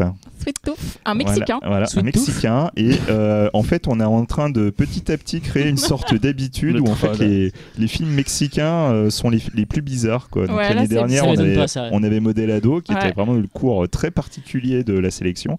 Bah là, cette année, c'est aussi mexicain. Mais d'ailleurs, c'est Sweet Tooth. Enfin, un de nos critères avec Xavier, c'est quand même l'originalité, parce qu'on aurait pu prendre des gamins qui ont peur du monstre dans leur placard. On en a reçu 1 milliard comme ça. C'est comme d'hab, ça, on ça tout le temps. Ou des films avec des boucles, pareil, quoi. Ou des filles qui sont seules chez elles et qui se font harceler. Oui, des gamins qui sortent de leur placard aussi. Avec des boucles. Donc ouais, là c'est vraiment hyper original, Sweet Tooth. On va pas dévoiler le pitch, mais voilà. Et dans les trucs qu'on aime beaucoup, et Sweet Tooth rentre tout à fait dans cette optique, c'est cette capacité à faire du fantastique grâce à l'écriture. Il n'y a pas forcément une blinde d'effets spéciaux, il y a très souvent zéro moyen, mais en fait tu arrives à avoir du fantastique crédible et du fantastique qui te fait vraiment adhérer, quoi. Et c'est typiquement le genre de cours qu'on aime, quoi. On a The Blue Door aussi, qui est assez court. Ah oui, il est assez court. Donc, elle essaie de troller tous les. Alors, en fait, ce cours, ça c'est un peu pour les fans de Game of Thrones, puisqu'il y a Gemma Whelan dedans. Et donc c'est un court-métrage. The Blue Door. The Blue Door, si tu préfères. Moi aussi, ça c'est un court-métrage malin. Garde le cap et tout. Moi j'essaie d'être pro, vous voyez, mais ça vous comprenez pas. C'est Grande-Bretagne, The Blue Door. Voilà, Grande-Bretagne, et en fait un court-métrage entièrement muet qui veut être un peu le court-métrage frousse, on va dire, un peu de cette sélection. Ce mot revient, c'est rare. L'instant vous l'avez lancé, l'instant frousse, il faut le recaser, quoi. Tant que c'est dingo, c'est ce qui compte. Après, c'est Post-Mortem Marie. Australien. Voilà, un film australien qui a gagné CJS. Ouais. J'ai pas Post-Mortem Marie. D'accord. Voilà. Ça va, là, je l'ai bien dit. C'est du latin, donc je sais plus. Voilà, donc là, on est sur un court-métrage australien qui a d'ailleurs gagné le Grand Prix à CJS. Pareil, on est sur de la frousse, là. Là, on est sur de la frousse aussi. Mais en fait, ce qu'on a aimé, c'est ce côté période western fantastique qui nous a bien plu. C'est quand même quelque chose qui est assez rare actuellement. On l'a plus souvent sur des DTV que sur des vrais longs métrages, cinéma, on va dire. Voilà, quoi, le film il fait son petit buzz quand même en festival. Même quand il gagne pas de prix, généralement on en parle beaucoup. Donc, il est très efficace. Ça c'est un des bons challengers. Ensuite, on parle de Stigma. Stigma. Alors, Stigma. Ils sont à fond, alors, ils se lancent des regards et tout. On n'a pas vu les films. Donc, on essaie de comprendre. Stigma. Mais nous, ça nous fait plaisir parce que c'est. On est très fiers de cette sélection. Est-ce que moi j'ai une question. Stigma, c'est frousse ou pas? Alors, Stigma, c'est pas vraiment frousse. C'est dingo. C'est espagnol, déjà. On va dire. Là, franchement, dans ce festival-là, c'est soit frousse, soit dingo. C'est en fait. Tous les ans, en fait, on va recevoir des courts-métrages qui sont estampillés LGBT. Et le problème des courts-métrages LGBT, c'est toujours de mettre principalement en avant la facette LGBT et d'oublier tout le reste. Stigma est un vrai court-métrage LGBT, mais qui n'oublie à aucun moment d'être un court-métrage fantastique, voire même qui vire carrément dans l'horreur. C'est particulièrement bien interprété, et je tiens à dire que les homophobes vont en avoir plein la gueule. Voilà. La Noria, c'est un film d'animation voilà, la Noria La Noria est en fait un film d'animation qui est vraiment visuellement magnifique. Donc c'est un mec qui a bossé avec Pixar, qui a fait beaucoup d'effets spéciaux dans les Star Wars, les Star Wars épisode 2 entre autres. Donc c'est un gros budget, j'imagine, ce cours. Et non, c'est pas un gros budget, mais t'as un vrai savoir-faire et franchement, je vous jure, visuellement ça tue, quoi. C'est en 2D c'est en 3D, ouais. 3D. Je te demande une question parce que vous n'avez pas souvent de l'animation. Enfin, toi, Erwan, tu l'as fait très rarement. Et vous n'en avez pas fait beaucoup. Chaque année, on en a un. Ça fait partie des. En fait, dans notre sélection, il y a des petits trucs qu'on a envie d'avoir. Après, si on les a pas, on les a pas. Mais on cherche toujours à avoir quelque chose quand même qui touche un petit peu au cinéma d'auteur, on va dire. Pas forcément frontalement et tout. pour essayer de montrer d'autres horizons aux spectateurs qui ne seraient pas habitués à ce style. Et on veut toujours avoir un film d'animation. Chaque année, on en a un. Personnellement, pour les cours français, je trouve ça très délicat de mettre des cours d'animation avec des cours de fiction. Parce que c'est pas du tout la même narration, c'est pas du tout la même... Alors, les gens de l'animation vont hurler quand je vais dire ça, hein. La même facilité de moyens, c'est-à-dire que bon, évidemment, ils peuvent tout faire avec de l'animation. C'est beaucoup de travail de faire un film d'animation. C'est pas ce que je dis, hein. Mais tu peux inventer des mondes de ouf, alors qu'en fiction c'est beaucoup plus compliqué. Voilà. Donc il y a quelque chose en live. Oui, en live, on va dire. Voilà. Il y a quelque chose qui est presque pas du même niveau, quoi. Donc voilà. Donc l'animation n'est pas un genre. C'est un moyen. Non, ouais. C'est pour ça que nous on fait pas la différence. C'est très bien. C'est ça que je suis content que vous parliez. Mais non, c'est pas un genre. Non, mais moi, je tiens quand même à préciser un truc, c'est que c'est un moyen, mais c'est pas les mêmes moyens, justement. Même si effectivement c'est pas les mêmes moyens, pour l'instant, à l'heure actuelle, il y a aucun film d'animation qui a gagné chez nous. Non, c'est vrai, mais je vois. Enfin, moi, je suis un amoureux de l'animation, donc c'est pas. On va pas me faire le procès de. De faire du racisme anti-animation. Vas-y, Fausto, je sens que t'es en forme. Là, on a passé, en revanche, si je mets mon grain de sel dans la discussion, on a passé 2 fois, si je me trompe pas, des courts-métrages en ouverture. Oui, c'est pas dans la même séance, c'est pas dans le même truc. Tempête d'Anorak, c'était. Oui, c'est ça. Oui, ça c'était très bien ça, ouais. Mais bon, je trouve ça difficile de mettre ça dans une même. Enfin, bon, peut-être qu'un international ça passe plus. Mais cela dit, la question que tu te poses, Erwan, nous on se l'est posée à un niveau, on va dire, moins important parce qu'il n'y avait pas cette question de compétition ou quoi que ce soit. Mais quand on a choisi 2 fois donc des courts-métrages d'animation en ouverture, la première fois, on s'est quand même demandé, mais est-ce que notre public va être réceptif à un univers animé, même si celui-ci est fantastique, puisque c'est vrai que non. Non, mais il y a quand même, si tu veux, je veux dire, le fan de cinéma fantastique peut être ouvert, comme il peut être aussi extrêmement conservateur. Il peut être très réactionnaire. Et quand il est conservateur, effectivement, il peut faire un rejet quasi total pour tout ce qui n'est pas en fait en prise de vue réelle. Et quand tu fais l'ouverture d'un festival qui n'est pas un festival d'animation, proposer de l'animation, c'est à la fois une position comment dire, d'affirmation de diversité, et en même temps tu peux aussi te mettre à dos certains spectateurs qui viennent pas voir ça. Dans notre sélection, dans notre vision de la sélection, après je précise, tous les sélectionneurs ont des visions différentes, c'est que nous pour nous, en fait, la séance de court-métrage, certes, c'est à la fois une compétition, mais c'est aussi une manière éventuellement de présenter d'autres horizons à des publics qui seraient peut-être pas forcément sensibles ou habitués à ce style. Donc pareil, il y a des gens qui n'aiment pas l'animation, il y en a. Et moi, je pense qu'il faut pouvoir montrer au moins un petit court-métrage d'animation à quelqu'un, juste lui dire, tu vois, l'animation, tu peux faire ça. Et peut-être que là, tu dis que t'as pas aimé parce que t'as vu ça, mais... Moi, j'ai entendu personne se plaindre du fait qu'il y avait des cours d'animation. Donc venez nous voir à la fin de la séance si vous n'êtes pas content. Venez nous dire. Ça, c'était pas... Alors ensuite... On termine avec... alors, il y a Fratrie, qui est un film canadien avec Laurent Lucas et toute la fratrie des fils Schneider, donc Nils et compagnie, je sais pas les noms des autres... oui, je leur dis bonjour. Toute la fratrie Schneider. Et là, tu parlais de film d'auteur tout à l'heure, on est plus dans cette mouvance-là. Là, on est dans la mouvance film d'auteur et encore une fois sur du fantastique avec peu de moyens, mais de l'écriture. Et voilà, et définitivement, pour moi, c'est vraiment le type de court-métrage qui est censé prouver aux apprentis réalisateurs qu'avec un scénar, avec une écriture, tu peux arriver à faire du vrai fantastique, même si tu n'as pas de moyens, quoi. Voilà. Baguette, c'est un espèce de conte macabre. C'est Baguette. Bien cuite ou pas Baguette, c'est notre conte de la crypte de la sélection. Voilà. Si vous aimez les contes de la crypte, vous aimerez Baguette. C'est un court-métrage à sketch. Et il marche bien en festival aussi. Il marche même très bien en festival. C'est un des gros challengers. C'est une CSD en 5 minutes. Et le dernier, c'est Laboratory Conditions. Laboratory Conditions, voilà quoi. Marissa Tomei, Mini Forever. Marissa, je t'aime, voilà. En fait, c'était plutôt sexuel qu'on parlait pour cette section de comédie. Mais aussi, attends, LGBT ou pas? Bah écoute.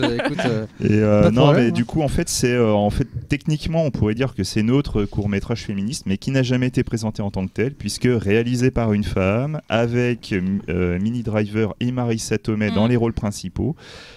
qui sont des médecins ou des femmes médecins. Voilà, et qui sont donc 2 actrices qui sont pas suffisamment mises en avant dans les films. Bon, alors certes, il y a Spider-Man, mais bon, Tante May, c'est pas non plus la plus grosse des mises en avant du monde, quoi.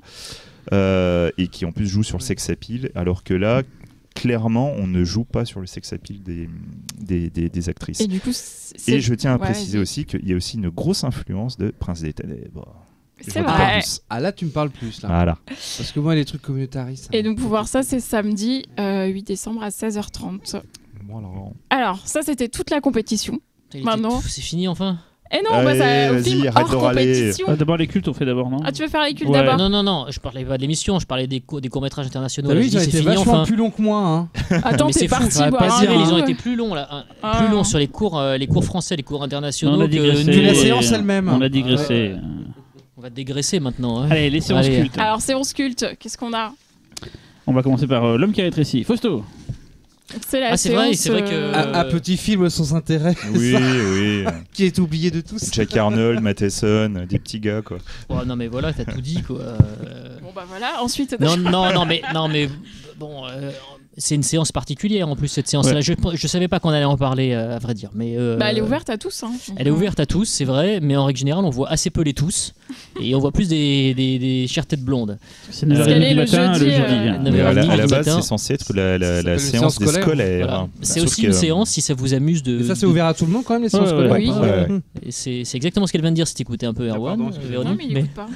Mais cela dit, c'est une séance donc au-delà de la possibilité de voir ce classique, pas mal.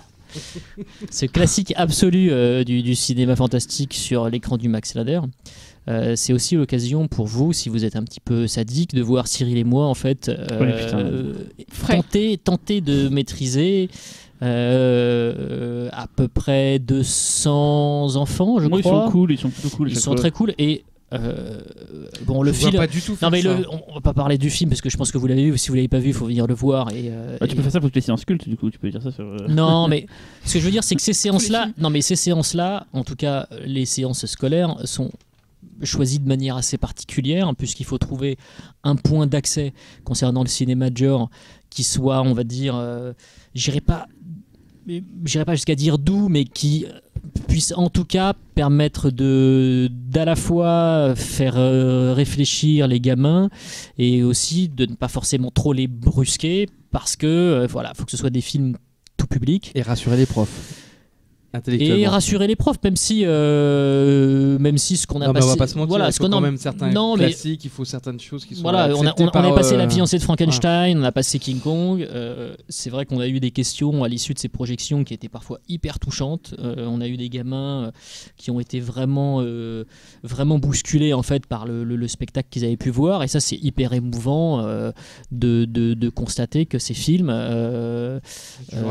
50, 60 ans après leur réalisation, même encore plus en ce qui concerne King Kong, sont toujours aussi puissants. Leur message est toujours reçu 5 sur 5 en fait, par un public qui souvent découvre pour la première fois un film sous-titré et un film en noir et blanc. Ouais, c'est pas évident. Quoi, exactement, ouais. Donc c'est vrai que avec Cyril, on propose plusieurs titres, on essaye de se mettre effectivement à la place des enseignants, à la place des gosses aussi, et on réfléchit à tiens, qu'est-ce qui pourrait être, on va dire, la porte, le point d'entrée idéal vers un genre qui permet justement de faire cogiter les gamins et d'aborder parfois des sujets enfin, comme c'est le cas dans les sessions de questions-réponses à la fin des séances. Avec Virginie Labon de Collégiens au cinéma, en fait, c'est elle qui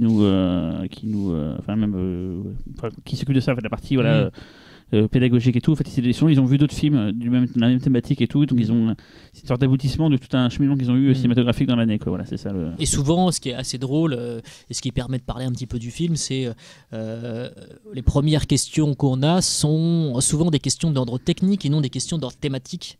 Les thématiques sont souvent parfaitement saisies par les gamins, qui comprennent les enjeux dramatiques, qui comprennent exactement ce que le réal a voulu dire.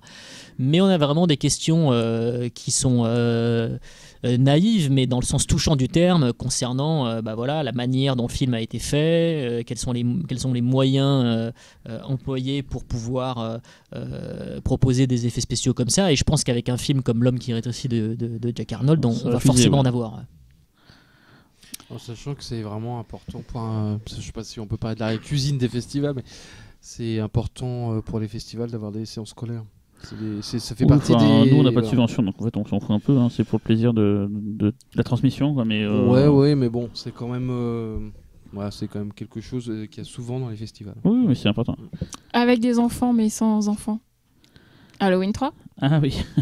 Ça aurait pu être une séance scolaire aussi. Le problème, c'est que là, en fait, tout ce qu'on a dit précédemment concernant le fait de ne pas trop bousculer les gamins, ça aurait été un petit peu mis à mal, quoi. Donc ça, c'est mercredi à 16h30. Ça, c'est un film curieux parce que c'est en fait le PIF aussi a cette fonction. C'est mon Halloween préféré. J'en parle avec quelqu'un qui programme aussi des films. Je ne citerai pas, mais en fait, il y a. C'était qui ?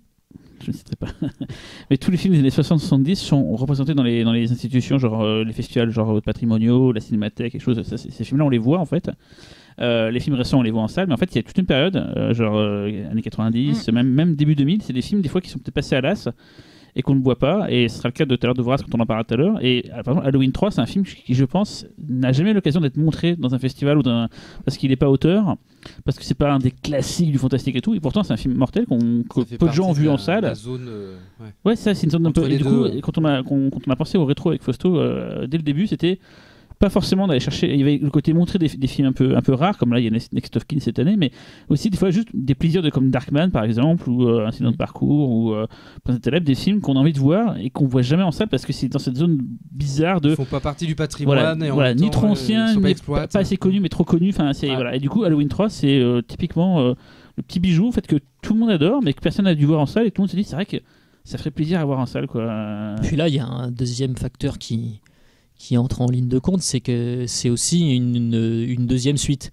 Donc je pense qu'il y a pas mal de gens qui s'occupent de programmation qui peut-être se sont dit, tiens, proposer un film comme ça, Halloween 3, alors bon, on admet que nos spectateurs ont vu les Halloween, mais c'est vrai que pour des gens qui... Chromosome 3, sinon les gens font la gueule. C'est ça. Le 2 était vraiment pas mal, hein. Mais pour des gens qui voudraient par exemple venir au festival, assister à une séance culte en se disant tiens, je vais parfaire un peu ma culture cinématographique avec un classique, proposer Halloween 3, c'est vrai que ça peut être un petit peu brutal d'une certaine façon, sauf que c'est un film particulier dans le sens où c'est un film qui est totalement indépendant au sein de la franchise. Et c'est pas sa qualité, hein. Le film en a évidemment d'autres, mais en tout cas c'est cette singularité là qui nous permet de le montrer de manière tout à fait comment dirais-je, détaché des autres. Voilà, détaché des autres, et sans se dire peut-être qu'on va en laisser certains sur le carreau qui n'aiment peut-être pas la franchise Halloween ou qui la connaissent mal. Là en l'occurrence on a un film qui est tout à fait indépendant, qui en plus a une histoire très très particulière, making of assez compliqué, film réalisé par Tommy Lee Wallace, qui était donc un des comment dis-je, proche de Carpenter. Voilà, je vais dire, il fait partie de la garde rapprochée artistique de Carpenter, et dont les influences remontent à Nigel Kneale, qui scénariste créateur de Quatermass, donc, qui scénariste non crédité sur le film aussi, et qui est une très très très très forte influence pour John Carpenter, notamment dans Prince des Ténèbres. Et Halloween 3, quand on le revoit aujourd'hui, on se dit qu'effectivement c'est un classique, et qu'en plus c'est un film qui cinématographiquement tient encore parfaitement la route sur un grand écran. Il y a beaucoup de films comme ça des années 80 qu'on entretient dans son cœur à coup de nostalgie. Là en l'occurrence c'est un film qui vieillit très bien et qui conserve toutes ses qualités visuelles et narratives. Il y a un côté même très John Carpenter, il y a y a même de l'utilisation de Steadicam. Je me souviens de certaines séquences et tout dans les couloirs et tout. Enfin, il y a vraiment des scènes. Tu te dis, mais il y avait Carpenter derrière, quoi. Il y a eu d'ailleurs des éditions un peu convenables de Blu-ray ou de DVD d'Halloween 3. Il y a un Blu-ray d'Halloween 3. Ouais, c'est timidement, j'ai l'impression. Après, c'est un film qui a été reconnu assez tardivement, mais le film aujourd'hui a quand même une certaine aura chez les fans de cinéma fantastique. C'est-à-dire que c'est pas. Quand on l'a annoncé, par exemple, c'était assez. Les gens étaient plutôt contents qu'on passe le film, quoi. C'était un des trucs, ils se disaient, ah putain, vous passez Halloween 3, mortel, on n'a jamais eu l'occasion de le voir en fait. Vous l'avez pas passé, vous, pour les 40 ans de Movies, hein Non. Pas les 40 ans, les 35 ans ou 30 ans, je sais plus. Là, la Cinémathèque. Non, on l'avait pas passé, je ne crois pas. Non, c'était le cas Next of Kin, par contre. Non, Next of Kin, on l'avait pas passé non plus. On avait passé d'autres. Tiens, justement, Next of Kin. Là, pour le coup, c'est pareil, c'est... Alors là, c'est un film qui est quand même plus rare que Halloween 3, déjà parce qu'il n'appartient pas à une franchise, et en plus... parce que ce n'est pas un film américain. Alors ça ne veut pas dire que tous les films qui ne sont pas américains sont forcément moins connus, hein. Les cinéphiles ne sont pas tous... Donc c'est un film australien et néo-zélandais. C'est de la Ozploitation. Ouais, voilà. Donc si vous avez vu le documentaire, l'excellent documentaire Not Quite Hollywood, le film est abordé dans ce documentaire-là. Effectivement, c'est un film que j'ai toujours rattaché au cinéma australien, mais comme tu le précises justement, c'est une coproduction néo-zélandaise-australienne ou australo-néo-zélandaise, je ne sais pas comment on dit exactement. C'est un film de 1982, si je ne me trompe pas. Et je pense que c'est un film qui est exactement ce qu'on est en droit d'attendre du cinéma australien. C'est-à-dire que c'est un cinéma, si on devait le comparer au cinéma américain de genre, qui fait un pas de côté en fait, par rapport à tout ce que le cinéma justement américain de genre nous propose. Le cinéma australien a une spécificité, c'est-à-dire que il émule en fait le modèle américain avec sa propre personnalité narrative et visuelle. Et là, si on devait résumer le film, je dirais que c'est une sorte de film de maison hantée, mais c'est plus que ça en fait.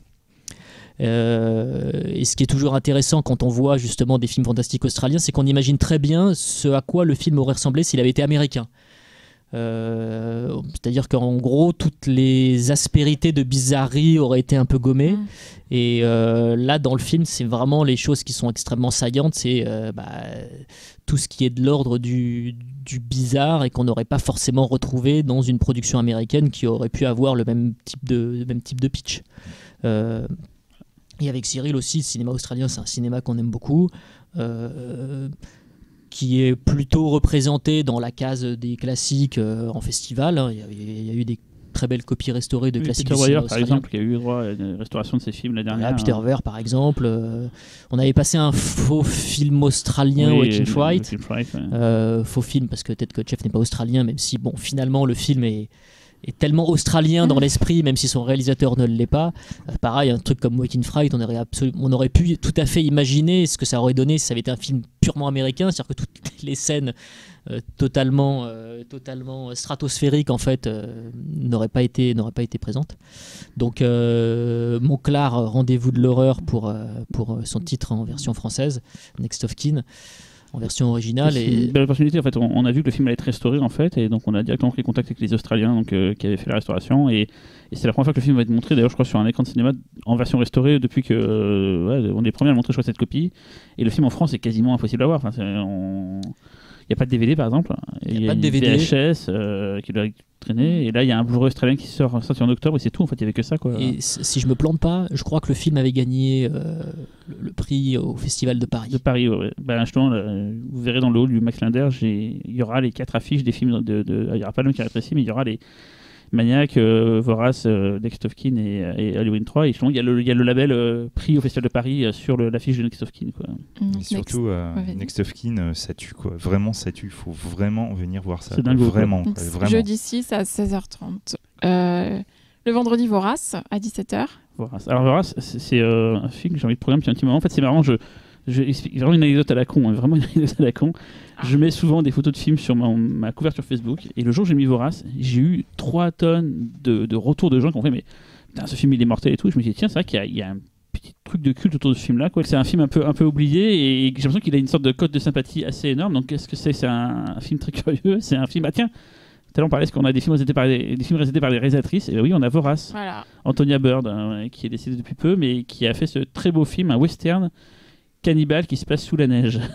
C'est un film extraordinaire. Un film de studio, la Fox. À l'époque, c'était Bill Mechanics qui était à la tête de la Fox, qui avait fait des projets un peu bizarres, comme par exemple le Fight Club. Il avait lancé le Green Knight pour Titanic. Il a failli couler son studio. Il a failli tout couler avec ce film-là. Et c'est vrai qu'un film de studio avec donc. Il y a Guy Pearce, il y a Robert Carlyle, et c'est un film assez méchant. Je me rappelle, je bossais à Starfix Nouvelle Génération à l'époque, on a été quasiment la seule revue à en parler.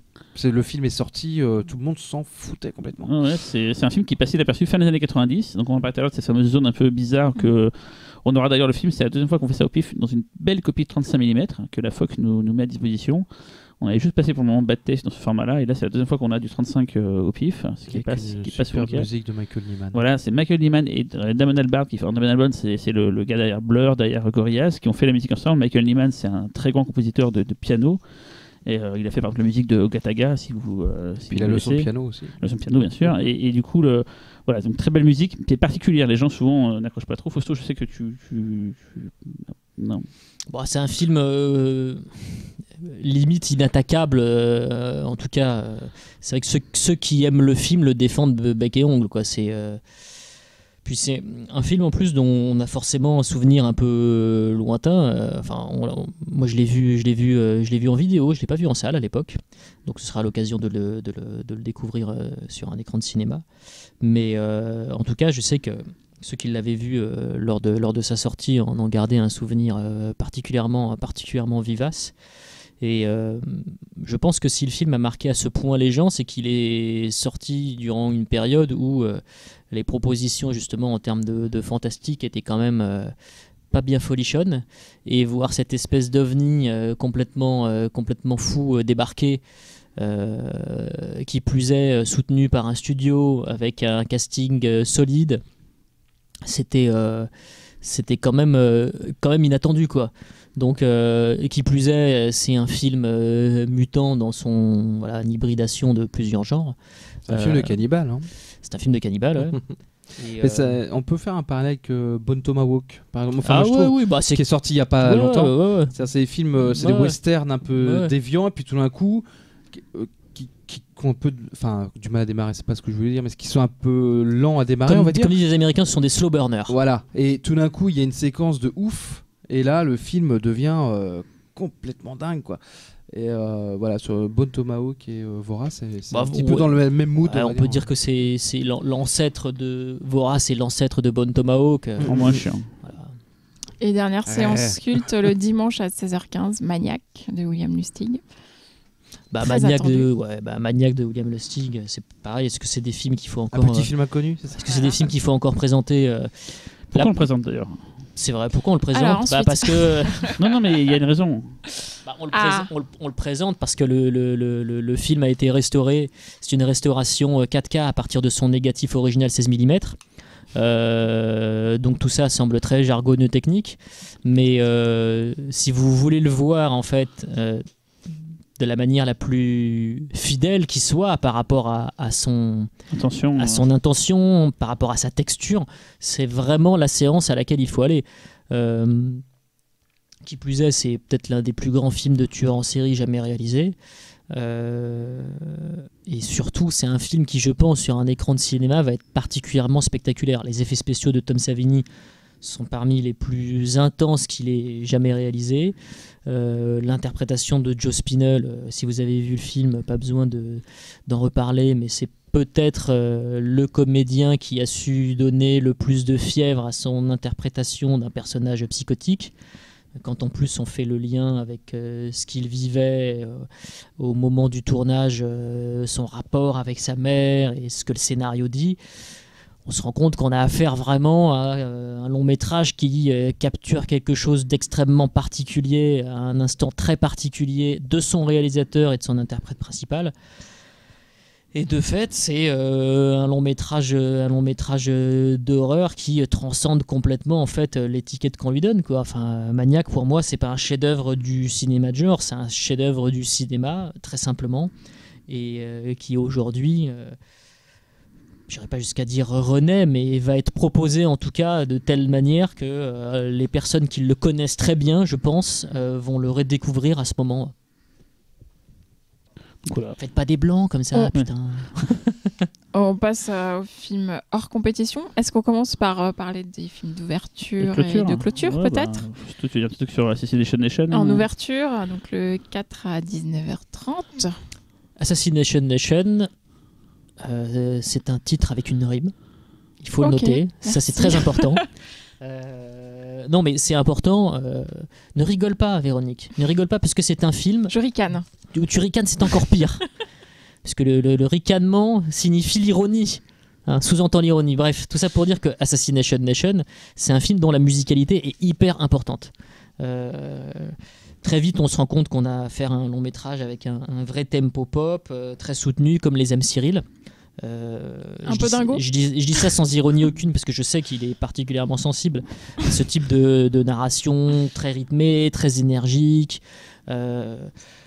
un peu à la Detention si on voulait trouver une référence immédiate.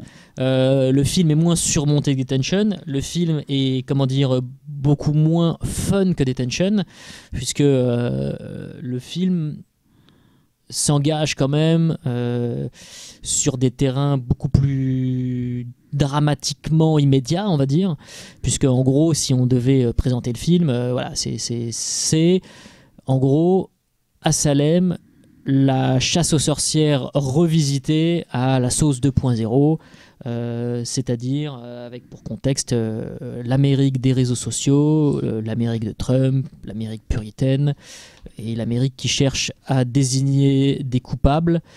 Et les coupables vont être 4 jeunes filles, ou 4 jeunes filles et demie, puisqu'il y a une interprète qui ravira les amateurs de cinéma LGBT et autres festivals de ce genre, Montreuil et autres.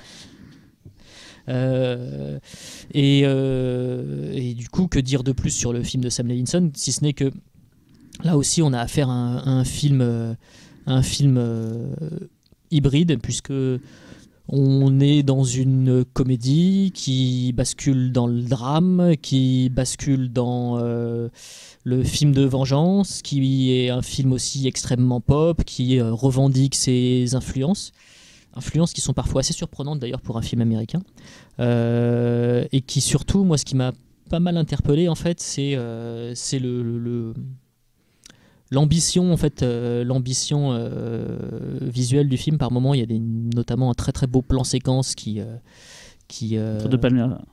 Ouais, qui est vraiment la De Palma, c'est un peu la référence tarte à la crème quand on parle d'un plan séquence, mais je m'attendais à quelque chose en fait de formellement moins maîtrisé, en fait, un petit peu plus foutraque au vu du sujet, qui est quand même un sujet, au vu du scénario qui part quand même dans plusieurs directions. Là, la mise en scène est très maîtrisée et très ambitieuse, ce qui fait que le film se prête parfaitement à cette case de film d'ouverture où on a besoin de quelque chose d'assez tonitruant quand même, d'assez offensif. Et pour le coup, le film, c'est pas un film qui fait dans la finesse idéologique, mais c'est un film qui a le mérite d'être une sorte de roller coaster et de rentrer dans l'art du spectateur. Et en clôture ?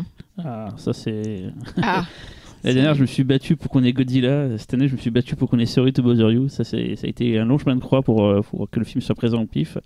Mais je remercie énormément Universal Pictures d'avoir permis cette projection. C'est juste ce que j'ai vu de moi personnellement de mieux en 2018. C'est le film qui m'a le plus retourné le cerveau. Ça a totalement sa place au festival, toujours par rapport à la discussion de tout à l'heure sur Fantastique. Je ne peux pas dire pourquoi, mais le film est assez malin pour ne pas annoncer clairement ce qu'il est dès le départ. Mais vous inquiétez pas, vous allez vous prendre une bonne grosse tronche, une bonne base dans la tronche, une bonne grosse tronche. Il est tard, je suis fatigué.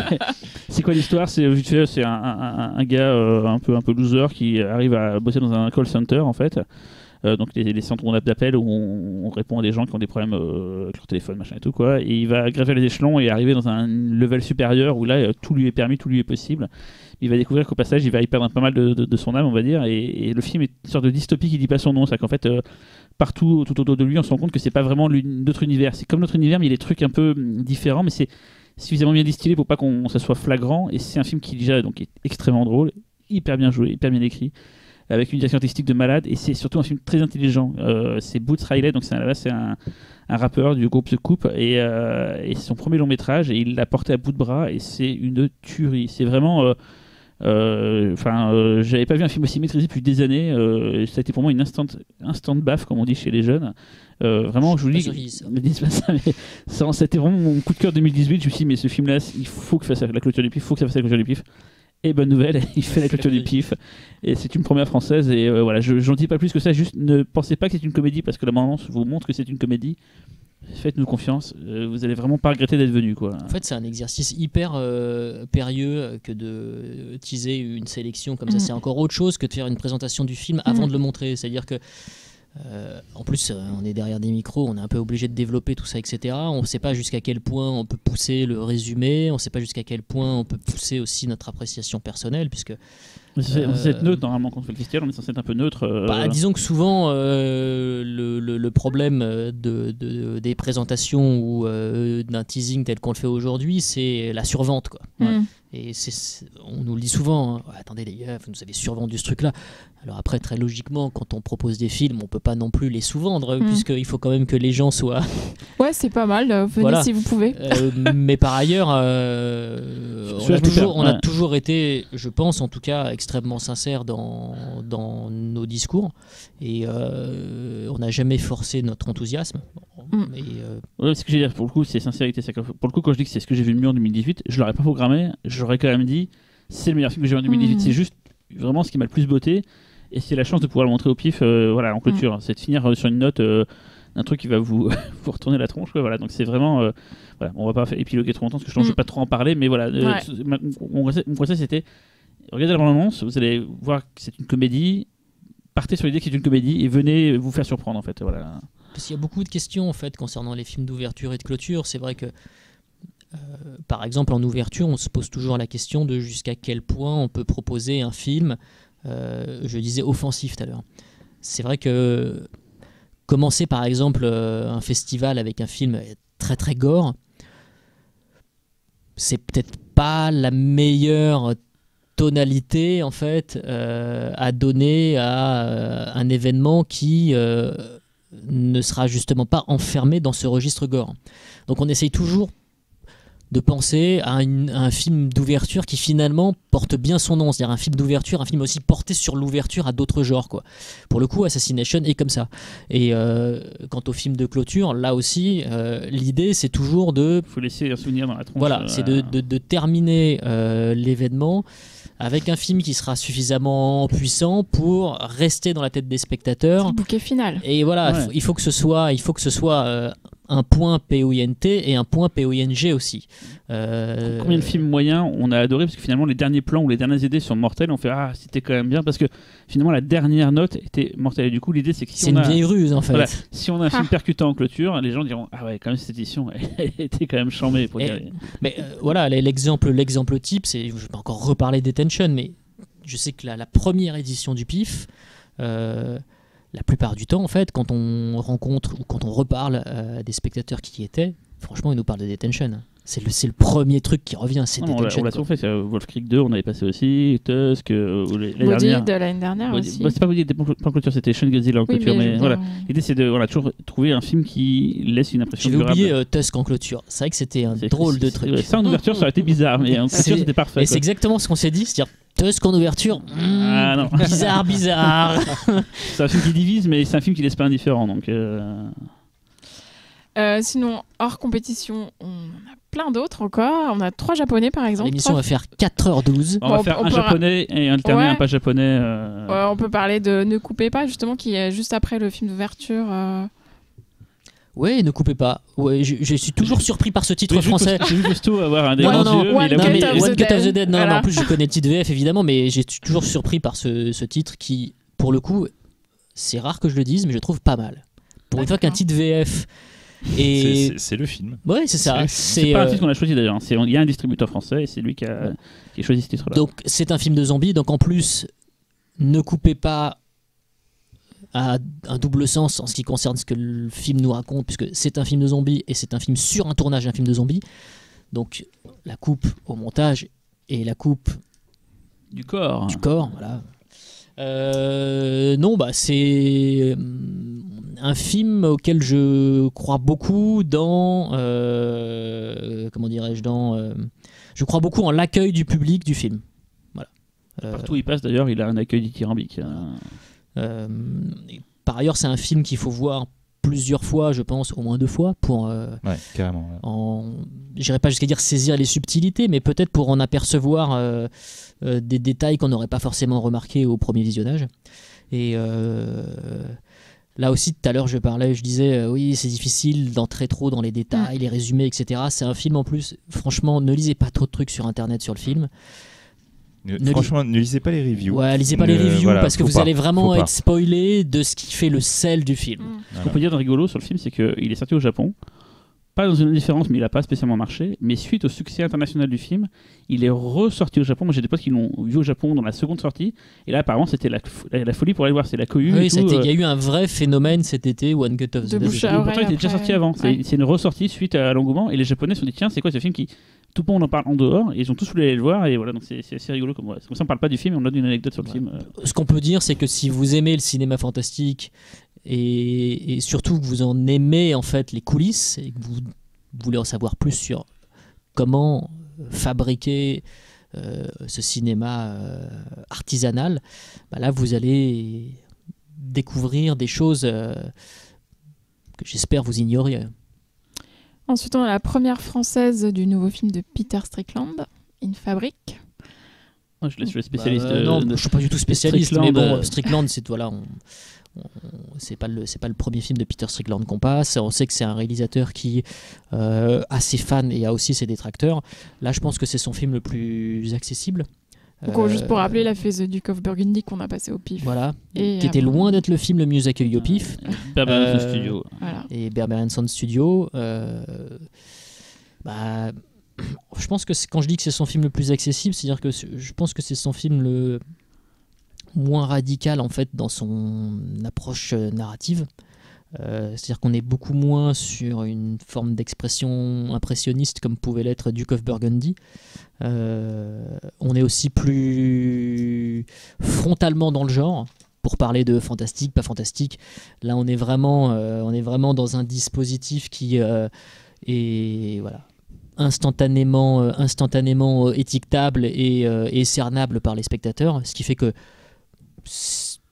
on est, on va dire, d'une certaine façon dans une zone de confort dans laquelle on n'était pas forcément avec Duke of Burgundy et pas forcément avec Berberian Sound Studio, et qui étaient des films plus de zone grise, moins évident à cerner pour les spectateurs un petit peu justement conservateurs ou qui n'aiment pas trop ce qu'on appelle le cinéma fantastique dit d'auteur, ce qui ne veut rien dire mais ce qui est devenu une étiquette pour ceux qui n'aiment pas ce cinéma-là. Là, c'est un film sur une robe maudite. Voilà.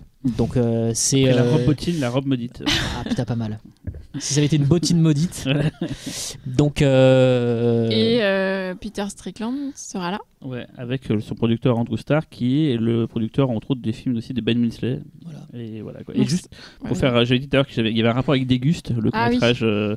C'est en fait, alors j'espère que l'anecdote est vraie, sinon je vais avoir un con. Mais apparemment, Strickland vient de la musique avant de faire du cinéma. Il a un groupe de musique, même. Un groupe de musique. Et un pote à moi l'avait vu, il m'a dit qu'en fait, ça l'avait marqué, ils avaient fait un show entier où en fait, ils cuisinaient sur scène, et grâce à des micros placés partout, ils faisaient de la musique grâce à la cuisson. Et à la fin, ils offraient ce qu'ils avaient cuisiné aux spectateurs. Donc, ça, j'ai dit qu'il y avait un rapport avec Déguste, parce que c'est le côté. La musique venait du bruitage de la cuisson des aliments ou des appareils et tout. Voilà. Et c'est d'ailleurs. Comment dirais-je, l'une des scènes de Berberian Sound Studio où il utilise, je crois, une pastèque à un moment où il coupe, je ne sais plus ce qu'il coupe exactement, le film. Ouais, pour faire les bruitages. Voilà. Autre film japonais, The Blood of Wolves. The Blood of Wolves, ouais, qui n'est pas du tout un film fantastique, donc qui n'est pas du tout un film d'horreur, mais qui est un film extrêmement violent, ce qui fait qu'il peut cocher la case bourrine à laquelle Cyril est particulièrement attaché. Moi, je suis le garant du bourrin. Donc, alors, ce n'est pas du tout un film frousse, pour employer un terme. C'est un Yakuza. Voilà, c'est un film de Yakuza dans la plus pure tradition des films de Yakuza de Kinji Fukasaku. C'est-à-dire que c'est un film très énervé, qui est adapté d'un roman qui s'appelle L'eau d'Hiroshima, qui est sorti il n'y a pas très longtemps d'ailleurs en France, et qui a été écrit par une auteure qui est justement fan des films Combat sans code d'honneur de Kinji Fukasaku. Donc sa manière à elle de rendre hommage à ce cinéma-là qu'elle affectionne particulièrement, c'était d'écrire un roman qui a été adapté ensuite, et là où le film effectivement est très proche de l'esprit Fukasaku, c'est dans sa localisation, puisque le film se passe à Hiroshima. Et un détail historique aussi est particulièrement intéressant, c'est un film qui se passe à la fin des années 80, avant que effectivement il y ait une loi anti-yakuza effective au Japon. Donc c'est une sorte de moment charnière en fait dans l'histoire des organisations criminelles japonaises, puisque c'est un moment où ils peuvent encore faire quasiment ce qu'ils veulent avant d'être beaucoup plus surveillés et encadrés par cette loi qui tombera un petit peu plus tard. Et pour parler très rapidement du film, voilà, c'est un film de Yakuza, c'est aussi un film de flic, et le rôle principal est tenu par Koji Yakusho, qui est donc la muse entre guillemets de Kiyoshi Kurosawa. Alors un film qui a ému beaucoup de nos futurs spectateurs quand on l'a annoncé, Lord of Chaos. Ça c'est les métalleux, ça. Évidemment. Ouais, ils ont raison. Un film qui est à la fois très drôle et très dérangeant, un projet un peu maudit, comme pour le dire Fausto, ça a été longtemps associé à Surnotion, avant d'arriver dans les mains de Jonas Åkerlund, un clipper à qui on doit entre autres le clip Smack Baby Chop de Prodigy, mais qui a fait aussi le film Spun. Et c'est ensuite donc l'ascension d'un groupe de comme je suis pas métalleux, je tiens quand même à préciser un détail. Peut-être que vous avez peut-être mieux raconter l'histoire que moi, parce que moi je connais pas trop tout ça. Alors en fait, à la base, le Lord of Chaos est donc tiré d'un livre qui est en fait une tentative de raconter, d'expliquer, même si tous les intervenants ne sont pas d'accord avec ce qui a été raconté, tous les je veux pas trop spoiler, qui va essayer de raconter les événements autour du groupe Mayhem à l'époque, qui ont un petit peu dérapé, on va dire. Et en fait, c'est moins qu'on puisse dire. Voilà, c'est moins qu'on puisse dire. Donc oui, c'est un bouquin que généralement les métalleux ont lu de toute façon. Disponible en VF. C'est Camion Blanc ou Camion Noir, je sais jamais. Je crois que c'est Camion Blanc qui l'a sorti effectivement. Et donc le film en fait a été réalisé par le. Je suis désolé je suis pas un fan de groupe Bathory, mais je crois que c'est l'ancien batteur de Bathory qui en fait après s'est reconverti dans les clips. Ray of Light de Madonna, c'est lui par exemple. Oui, c'est Jonas Åkerlund. Voilà, donc du coup, moi personnellement, je n'ai pas encore vu Lord of Chaos, mais forcément, moi, c'est un truc que j'attends énormément. Tu fais partie des gens qui sur internet étaient là, genre ouais, on veut le voir. Ah bah ouais, non mais à fond quoi, à fond. Moi je connaissais l'histoire. Hein, moi je connais l'histoire de Mayhem et je suis très curieux de voir comment ils l'ont raconté, sachant que Vic Arness n'est pas apparemment d'accord avec ce qui est raconté. Bon, voilà quoi. Bon, le film est assez drôle. C'est ça qui m'a surpris. Il y a pas mal de passages. On pourrait penser que c'est du. On s'appelle Flight of the Concorde, mais à des moments ça devient très tragique, voire même très violent. Le film est toujours entre le cul autour de chaise. À des moments on pense à Henry Portrait of a Serial Killer, et juste avant c'est plutôt un truc à la série près de chez vous, donc ça alterne pas mal. Et moi je me suis pas affiché une seule seconde, c'est que le film il constamment relance l'intérêt par des idées. Le film est très beau visuellement, bon ça c'est normal, c'est un clipper donc il a fait des belles images, et c'est vrai que le film je savais pas, c'est qu'à la fin en fait, j'ai découvert que ils avaient arrêté il y a quelques temps en France un métalleux pour attentat terroriste. En fait, c'est lui en fait qui vit en France maintenant et tout. Et donc j'ai fait d'accord, c'est le mec là de ça. Et je pensais pas que c'était une vraie histoire. Moi, j'étais vierge de tout ça quand je l'ai vu. Je fais c'est mortel. Et après, je fais putain, mais ça a vraiment existé. Tout ce que j'ai vu là, qui est surréaliste dans le film, c'est vraiment passé. J'ai fait waouh. Et j'étais content du coup de pas le savoir avant, parce que quand je l'ai su après, j'ai fait mais c'est pas possible. On me l'aurait dit, j'aurais pas pu y croire quoi. Donc c'est une belle première française qu'on a. On est content et voilà quoi. Bah ça, c'est la conclusion. On est content. Et voilà. Non, mais je vais pas trop en parler parce que. Troisième film japonais, Punk Samurai Slashdown. Est-ce que c'est dingo là? C'est une séance dingo un peu? Ça, oui, c'est dingo. Là, c'est plutôt séance dingo, ouais. Plutôt séance dingo. Punk Samurai Slashdown. Tout est dit dans le titre, non? En fait, c'est exactement ça. Tout est dit dans le titre. Il n'y a absolument aucune métaphore. C'est punk, c'est slash, c'est down et c'est samouraï.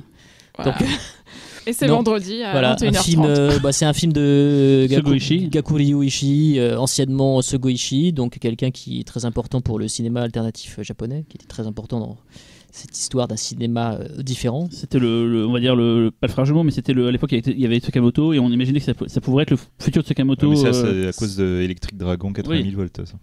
Mais à l'époque, c'était comme l'image qu'on faisait de Sogo Ishii. Par contre, quand tu te tapes Angel Dust, c'est plus là même. Mais il a commencé avant Tsukamoto. Hein. Oui, mais c'était les frères ennemis. Enfin, je pense qu'ils étaient potes, mais on les imaginait vraiment en concurrence à l'époque, en tout cas. Mais en tout cas, c'est quelqu'un qui a une carrière très particulière, très liée au punk. Et là, en fait, Punk Samurai Slashdown, c'est l'adaptation d'un roman, et c'est l'adaptation d'un roman d'un ancien punk, d'un auteur qui avant d'être auteur était donc quelqu'un de la scène musicale et que Sogo Ishii avait fait tourner plusieurs fois dans ses premiers films du type Burst City ou Crisis on the Road. Et ça qui est intéressant, c'est que le film est à la fois l'histoire d'une retrouvaille personnelle entre un créateur et un autre, les deux issus de la même scène, à savoir punk. Et c'est aussi intéressant puisque ceux qui sont fans du Sogo Ishii des débuts retrouveront cet esprit-là dilué forcément dans un univers qui n'est pas du tout cette espèce d'univers, on va dire sombre, punk, métal hurlant des débuts, qui là est un univers donc très typé Shambara, donc film de sabre japonais. Donc là aussi on a encore affaire à un long métrage tout à fait hybride, et pour le coup il n'est pas mutant, il est hyper mutant, et avec un casting qui rassemble à peu près les plus grandes stars je patine un peu, mais les plus grandes stars du cinéma japonais sont présentes au générique de ce film là. Ce qui est assez drôle en fait, voilà, quand on connaît Sogo Ishii, de le voir avec un budget très confortable, avec de telles stars. Et c'est un peu comme Mickey, de tels moyens. Ça donne pas de carrière en fait. Mickey se retrouve avec des gros budgets, des stars, mais c'est vrai que pour le coup c'est quelqu'un dont la personnalité est beaucoup plus tranchée, Sogo Ishii, dans le sens où c'est quelqu'un qui était beaucoup plus dans l'autodestruction, si je puis dire, et qui était beaucoup plus farouche. Et je dirais pas qu'aujourd'hui il s'est assagi, je dirais simplement que on va dire qu'il a changé et qu'il a déplacé ses obsessions vers un autre chose, et cette autre chose c'est Punk Samurai Slashdown. Et tu l'as croisé à Tokyo la semaine dernière, il t'a dit quoi? Et il m'a dit qu'il était très content d'être sélectionné au festival de Paris, comme il l'a dit, parce que c'est un peu compliqué de dire pour lui le PIF ou le Paris International Fantastic Festival, mais il m'a dit surtout mettez le son le plus fort possible. Voilà, donc vous êtes prévenus, on va faire péter les watts. Sinon le dimanche il y a une grande première pour le PIF. Ah oui. Le premier film indien du festival avec The Man Who Feel No Pain, donc l'homme qui ne ressentait pas la douleur. Ça c'est un film qui a été longtemps en entre-deux dans notre choix. On l'aimait, mais on se posait des questions, mais on l'aimait, mais on se posait des questions, mais on l'aimait. Alors, ça a été longtemps, et finalement, s'il est dans la sélection, c'est qu'on a décidé de le passer, quoi. C'est un film qui a été à sa première mondiale à Toronto, dans la fameuse section Milan Madness. Il a remporté d'ailleurs le prix du public, et donc on suit... c'est une sorte de vigilante movie avec un mec un peu naïf qui a effectivement une maladie rare qui fait qu'il ne ressent pas la douleur. Donc on lui a appris à vivre avec ça, de constamment s'hydrater, de faire semblant quand il a un coup qui lui arrive, même s'il a pas mal, il doit faire ouille pour montrer qu'il est un peu comme tout le monde et tout. Et lui, il est passionné de films de kung-fu, en fait, il rêve d'être le karatéman et tout, et il va décider de jouer les redresseurs de tort. Il va tomber forcément sur des gens pas très gentils, un peu patibulaires, et voilà. On suit ce mec un peu benet, mais blindé de bonnes intentions, qui s'est entraîné tout seul, qui s'est fait tout seul, et c'est une sorte de variation du thème du vigilant de super-héros, mais vachement plus intéressante et vachement plus humaine et drôle que ce qu'on a vu récemment. C'est un film beau dans le sens où vraiment il est vécu d'un bon esprit. Ça qu'on a mis à la séance de 10h, 11h le dimanche. C'est vraiment le film parfait un dimanche matin, qui va à la place de la messe, mais qui véhicule des bonnes intentions. Et c'est marrant parce que l'année dernière, un des films dont nous a le plus parlé et qui peut passer à l'as, c'était Survival Family, qui était passé pareil le dimanche matin à 11h. Et la séance n'était pas bien remplie parce que c'était un horaire un peu bizarre et les gens se sont dit tiens c'est quoi ce film là, personne n'en a entendu parler, et tous ceux qui l'ont vu m'ont dit mais putain c'est ouf, c'était vachement bien et tout, et je leur dis voilà, ne loupez pas The Man Who Feel No Pain parce que voilà, c'est un truc que vous verrez peut-être jamais en salle en France. Le film commence, c'est une première internationale, commence la tournée des festivals, et voilà, c'était un coup de cœur pour l'équipe de programmation, et on peut que vous conseiller. Et c'est un film encore différent de tout ce qu'on a parlé jusqu'à maintenant. Là c'est plus action, vraiment Hong Kong années 80, enfin la film de Kung Fu Hong Kong années 80, c'est un peu ce délire là quoi, un peu les films de Stephen Chow pour le côté un peu humour et tout, voilà, donc comme Shaolin Soccer. Si vous avez aimé Shaolin Soccer, enlevez le foot et vous verrez, c'est tout pareil. On a aussi What Keeps You Alive, un film canadien de Colin Miniam. Ouais, alors ça c'est assez curieux, c'est la moitié des Vicious Brothers, sachant que les Vicious Brothers avaient quand même fait pas mal de trucs pas terribles avant qu'on avait bien écarté. C'est sûr. Alors je pense qu'il y avait un point mort entre les deux. C'était pas celui qui a réalisé What Keeps You Alive, parce que What Keeps You Alive c'est vachement bien, c'est un survival. Pareil, c'est compliqué d'en parler sans expliquer, mais en gros, même si c'est pas très original, c'est un survival qui va inverser les rôles rapidement et qui se trouve être très efficace dans l'aspect, on va dire, survie de la personne qui est pourchassée. Mais aussi, on a le point de vue du pourchasseur qui est assez pourchasseur. Je sais pas si c'est intéressant. La personne qui, voilà, c'est bon, je peux pas trop en parler. C'est un film féministe, ça je peux en parler, qui ne lésine pas sur les effets, qui relance constamment son intérêt aussi. C'est pas chiant, et c'est un film qui plaît beaucoup. Je sais que là, j'ai pas mal de bons retours dans d'autres festivals où il est passé. C'est un film qui a son public, et voilà, il est hors compétition. Parce qu'en fait, pourquoi on met des films en compétition, pourquoi on met des films hors compétition? Généralement, quand un réalisateur a fait beaucoup de films, comme Seguchi par exemple, ou lui, on ne les met pas en compétition. On laisse passer les deuxième ou troisième films max en compétition. Donc là, celui-là n'est pas en compétition, mais c'est un des petits bijoux de la sélection, un survival comme on en fait rarement bien ces temps-ci. Voilà. Et alors, véritable ovni dans la programmation? Oui. Lequel? Oui. Ah putain, oui, je me suis fait avoir. Oui. Alors ça, c'est typiquement le Bodied de cette année. C'est le film qui, dans les faits, est le plus éloigné de tout ce qu'on est censé défendre, et qui pourtant est un bijou. On est plusieurs à avoir été sous le charme quand on l'a vu. C'est vraiment, celui-là, il a été vraiment mis jusqu'à la fin. Pas dans la liste définitive, mais sur la fin on s'est dit putain, on peut passer quoi, un film de cannibale à la con, mais qui correspondrait à la thématique, ou passer ce petit bijou qui au forceps rentre dans la sélection mais quand même est un peu loin, et on se dit bah fuck, on le passe. C'est comme le dit d'ailleurs François qui a fait les textes, ça fait penser au Verhoeven du début, sa période hollandaise, ça fait penser beaucoup à Turkish Delight, ça fait penser beaucoup à Spetters, tout ce cinéma qu'on a aimé, qui joue sur la transgression sexuelle, mais qui apporte l'intelligence d'apporter autre chose. Comme le dit aussi François, c'est le film que Larry Clark, Gus Van Sant auraient adoré faire sur la jeunesse d'aujourd'hui. C'est un film qui, à la manière de Rashomon ou GSA, pour ceux qui ne connaissent pas Kurosawa, raconte la même histoire mais selon des points de vue différents, et du coup peu à peu on va mieux comprendre les tenants et aboutissants de tout ce truc, et le film gagne en puissance au fur et à mesure de sa narration, et visuellement c'est à tomber, c'est très cul, on l'a mis -16 parce qu'il y a même des séquences explicites qui font que on peut pas laisser ça à des -12, et c'est un très beau film, il va passer pile poil avant la clôture. Ne le loupez pas, franchement. Le film a été montré pour la première fois à Rotterdam en début d'année. Depuis, il a fait très peu de festivals et c'est incompréhensible. Je ne sais pas pourquoi ce film est passé en dehors des radars. On espère qu'avec le PIF, on va un peu remettre le focus sur ce film-là, parce que c'est un de mes films préférés de la sélection. C'est vraiment une merveille, quoi. Voilà. Il reste un film dont on n'a pas parlé, c'est La Séance Interdite. Ouais. Et c'est... Je vais laisser le rédacteur en chef de Mad Movies nous parler de Puppet Master, The Limitless Reich. Voilà, c'est La Séance Interdite, quoi. Donc du coup, il fallait coller aux critères. Putain, pas mal ça. C'est vrai que Puppet Master qui colle aux critères, c'est pas mal du tout. C'est pas mal du tout. Non, mais c'est la séance parfaitement taillée pour cette case, puisque c'est un film méchant, drôle. Mais c'est une suite directe de... Très très méchant. C'est compliqué. En fait, Charles Band a perdu apparemment les droits de Puppet Master. Il peut continuer à en faire, mais eux, c'est une sorte de branche On va dire, c'est comme un univers alternatif, c'est comme dans Retour vers le futur, c'est les deux univers. D'accord. Je dirais pas jusqu'à dire que c'est un film dissident, tu vois, mais c'est un film parallèle. C'est le jamais plus jamais des James Bond. C'est vraiment ça. Ah, c'est ça. C'est vraiment ça. C'est ça. D'accord. Et le film est scénarisé par S. Craig Zeller.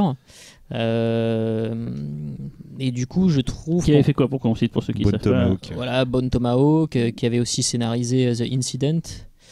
Et qui a réalisé Cell Block in Brawl in Cell Block 99. Ouais. Ça, c'était bien ça. Voilà. Du coup, ce qu'on ressent dans son écriture, c'est effectivement sa qualité de caractérisation des personnages. Même dans une petite série B comme ça, très petite série B, il arrive quand même à donner du relief à ses persos et à trouver aussi des concepts assez forts. Là, c'est assez marrant. Le film est un vrai jeu de massacre extrêmement hargneux et particulièrement sadique. Mais derrière ça, il y a cette qualité d'écriture et puis il y a aussi je trouve cette recherche du choc. C'est vraiment le truc chez S. Craig Zeller, c'est qu'il veut retourner le spectateur à un moment très précis de son film, puisque c'est quelqu'un qui, dans son écriture, est très, très méticuleux et qui, à mon avis... est pas loin en fait de timer en fait ses effets narratifs. Et là il y a ça. Alors il y a l'effet élastique comme dans Bone Tomahawk et moins. C'est quand même un film qui se tient d'un point de vue. Beaucoup moins parce que le film est quand même c'est une petite série B qui justement n'est pas comme Bone Tomahawk, c'est-à-dire ne transcende pas cette espèce de limite en fait. Mais il y a cette idée de retourner le spectateur et de le gifler à plusieurs instants clés du film. Et pour le coup, le film balance plusieurs petites claques. Alors après, la différence, c'est qu'on n'est pas dans un contexte aussi intense que Bone Tomahawk ou que Brawl in Cell Block. On est un Puppet Master, quoi. Oui, c'est d'exploitation pure et dure. Exactement. Et le film est un pur film d'exploitation. C'est-à-dire qu'il ne cherche pas à proposer plus que ça, et en même temps, il essaye d'en proposer le maximum dans ce cadre-là, quoi. Et puis c'est des puppets alors. Et c'est rare de voir vrais puppets. Et c'est rare de voir un Puppet Master en salle. Et moi, c'est un des trucs. Et rien que pour ça, voilà. Il faut venir. Non mais c'est un des films les plus pas malsains, mais avec les idées les plus malsaines que j'ai vues depuis longtemps en fait. Hein. Bah oui, il y a cette espèce de méchanceté en fait inhérente au style de S. Craig Zeller, c'est-à-dire je vais vous trouver à un moment une idée particulièrement vicieuse. Et après, c'est au metteur en scène de savoir transcender ce qui a été écrit. Là, il réalise pas S. Craig Zeller, mais on va dire que c'est plutôt correct en termes de mise en scène sans être totalement fou.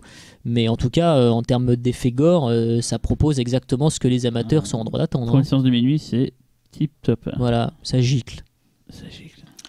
On a fait le tour de la programmation. Dernière chose dont on n'a pas parlé, c'est le vendredi matin, comme toujours le PIF accueille le Grand Prix Climax où un scénario de genre sera récompensé. Donc là, il y a 5 finalistes qui vont venir pitcher leur scénario. Et après, donc il y a un jury composé de Coralie Farja, qui était venue l'année dernière pour Revenge, Sabrina Beccarine, Léo Carman, Dominique Rocher et Arnaud Malherbe. Et après la remise du prix, ils animeront une masterclass sur le thème premier film de genre. Donc vous pourrez venir participer, poser vos questions. Ouais, c'est entrée gratuite. C'est gratuit, ouais, et c'est un moment d'échange. C'est un moment d'échange et de partage. Et de partage. C'est beau. Mais le PIF est un moment de partage, n'est-ce pas, c'est une grande mes messe. amis. Voilà, on dit au revoir à Erwan et Fausto qu'on verra pas avant l'année prochaine dans ce podcast. On pensera à vous. Ouais. Mais là, ça nous a suffi, une fois. Ça nous a suffi aussi. Franchement, on aurait pu troller plus, quoi. Mais... C'est la section court-métrage qui a Non, tout. C'était un PIFcast exceptionnellement long parce qu'en fait, il y avait beaucoup de choses à dire sur la programmation du PIF. On vous attend du 4 au 9 décembre au Max Linder Panorama. Il y aura quelques reprises le lundi. Regardez le planning, tout est inscrit sur le site. Toutes les infos, les bandes annonces des films, les horaires, les places, évidemment, pour acheter vos billets. Le pass festival, qu'est-ce que j'oublie Venez vous éclater, comme on s'est éclaté à faire ce festival. Venez en profiter. on fait ça pour vous, parce que nous on a un boulot à côté. C'est toujours le truc que dit Cyril, c'est que nous on a un boulot à côté, parce que peut-être que vous n'avez pas de boulot et que vous avez du temps à perdre dans une salle de cinéma. Ce que je veux dire, c'est que on l'espère parce que sinon il y a personne. Nous on fait ça pour que les gens viennent voir des films, c'est notre seul moteur qui fait qu'on continue, c'est que vous soyez nombreux à venir voir des films. Ouais, dites-nous si ça vous plaît, si vous êtes content. Venez, n'hésitez pas à venir nous voir, vous voyez nos tronches. Si vous voyez pas les tronches des autres gens de l'équipe, n'hésitez pas à leur dire que vous kiffez être là et voir ça. Et ils kiffent puisque les entrées sont plus en plus nombreuses, mais c'est toujours bien de se l'entendre dire. Donc. Ça rassure Cyril. Allez le voir. Dites-lui que la programmation est très bien. Dites-lui que Terrified est peut-être le meilleur film fantastique que vous ayez vu. Et là, il sera ravi. Allez, rendez-vous le 4 décembre. Bye. Bye. Bye.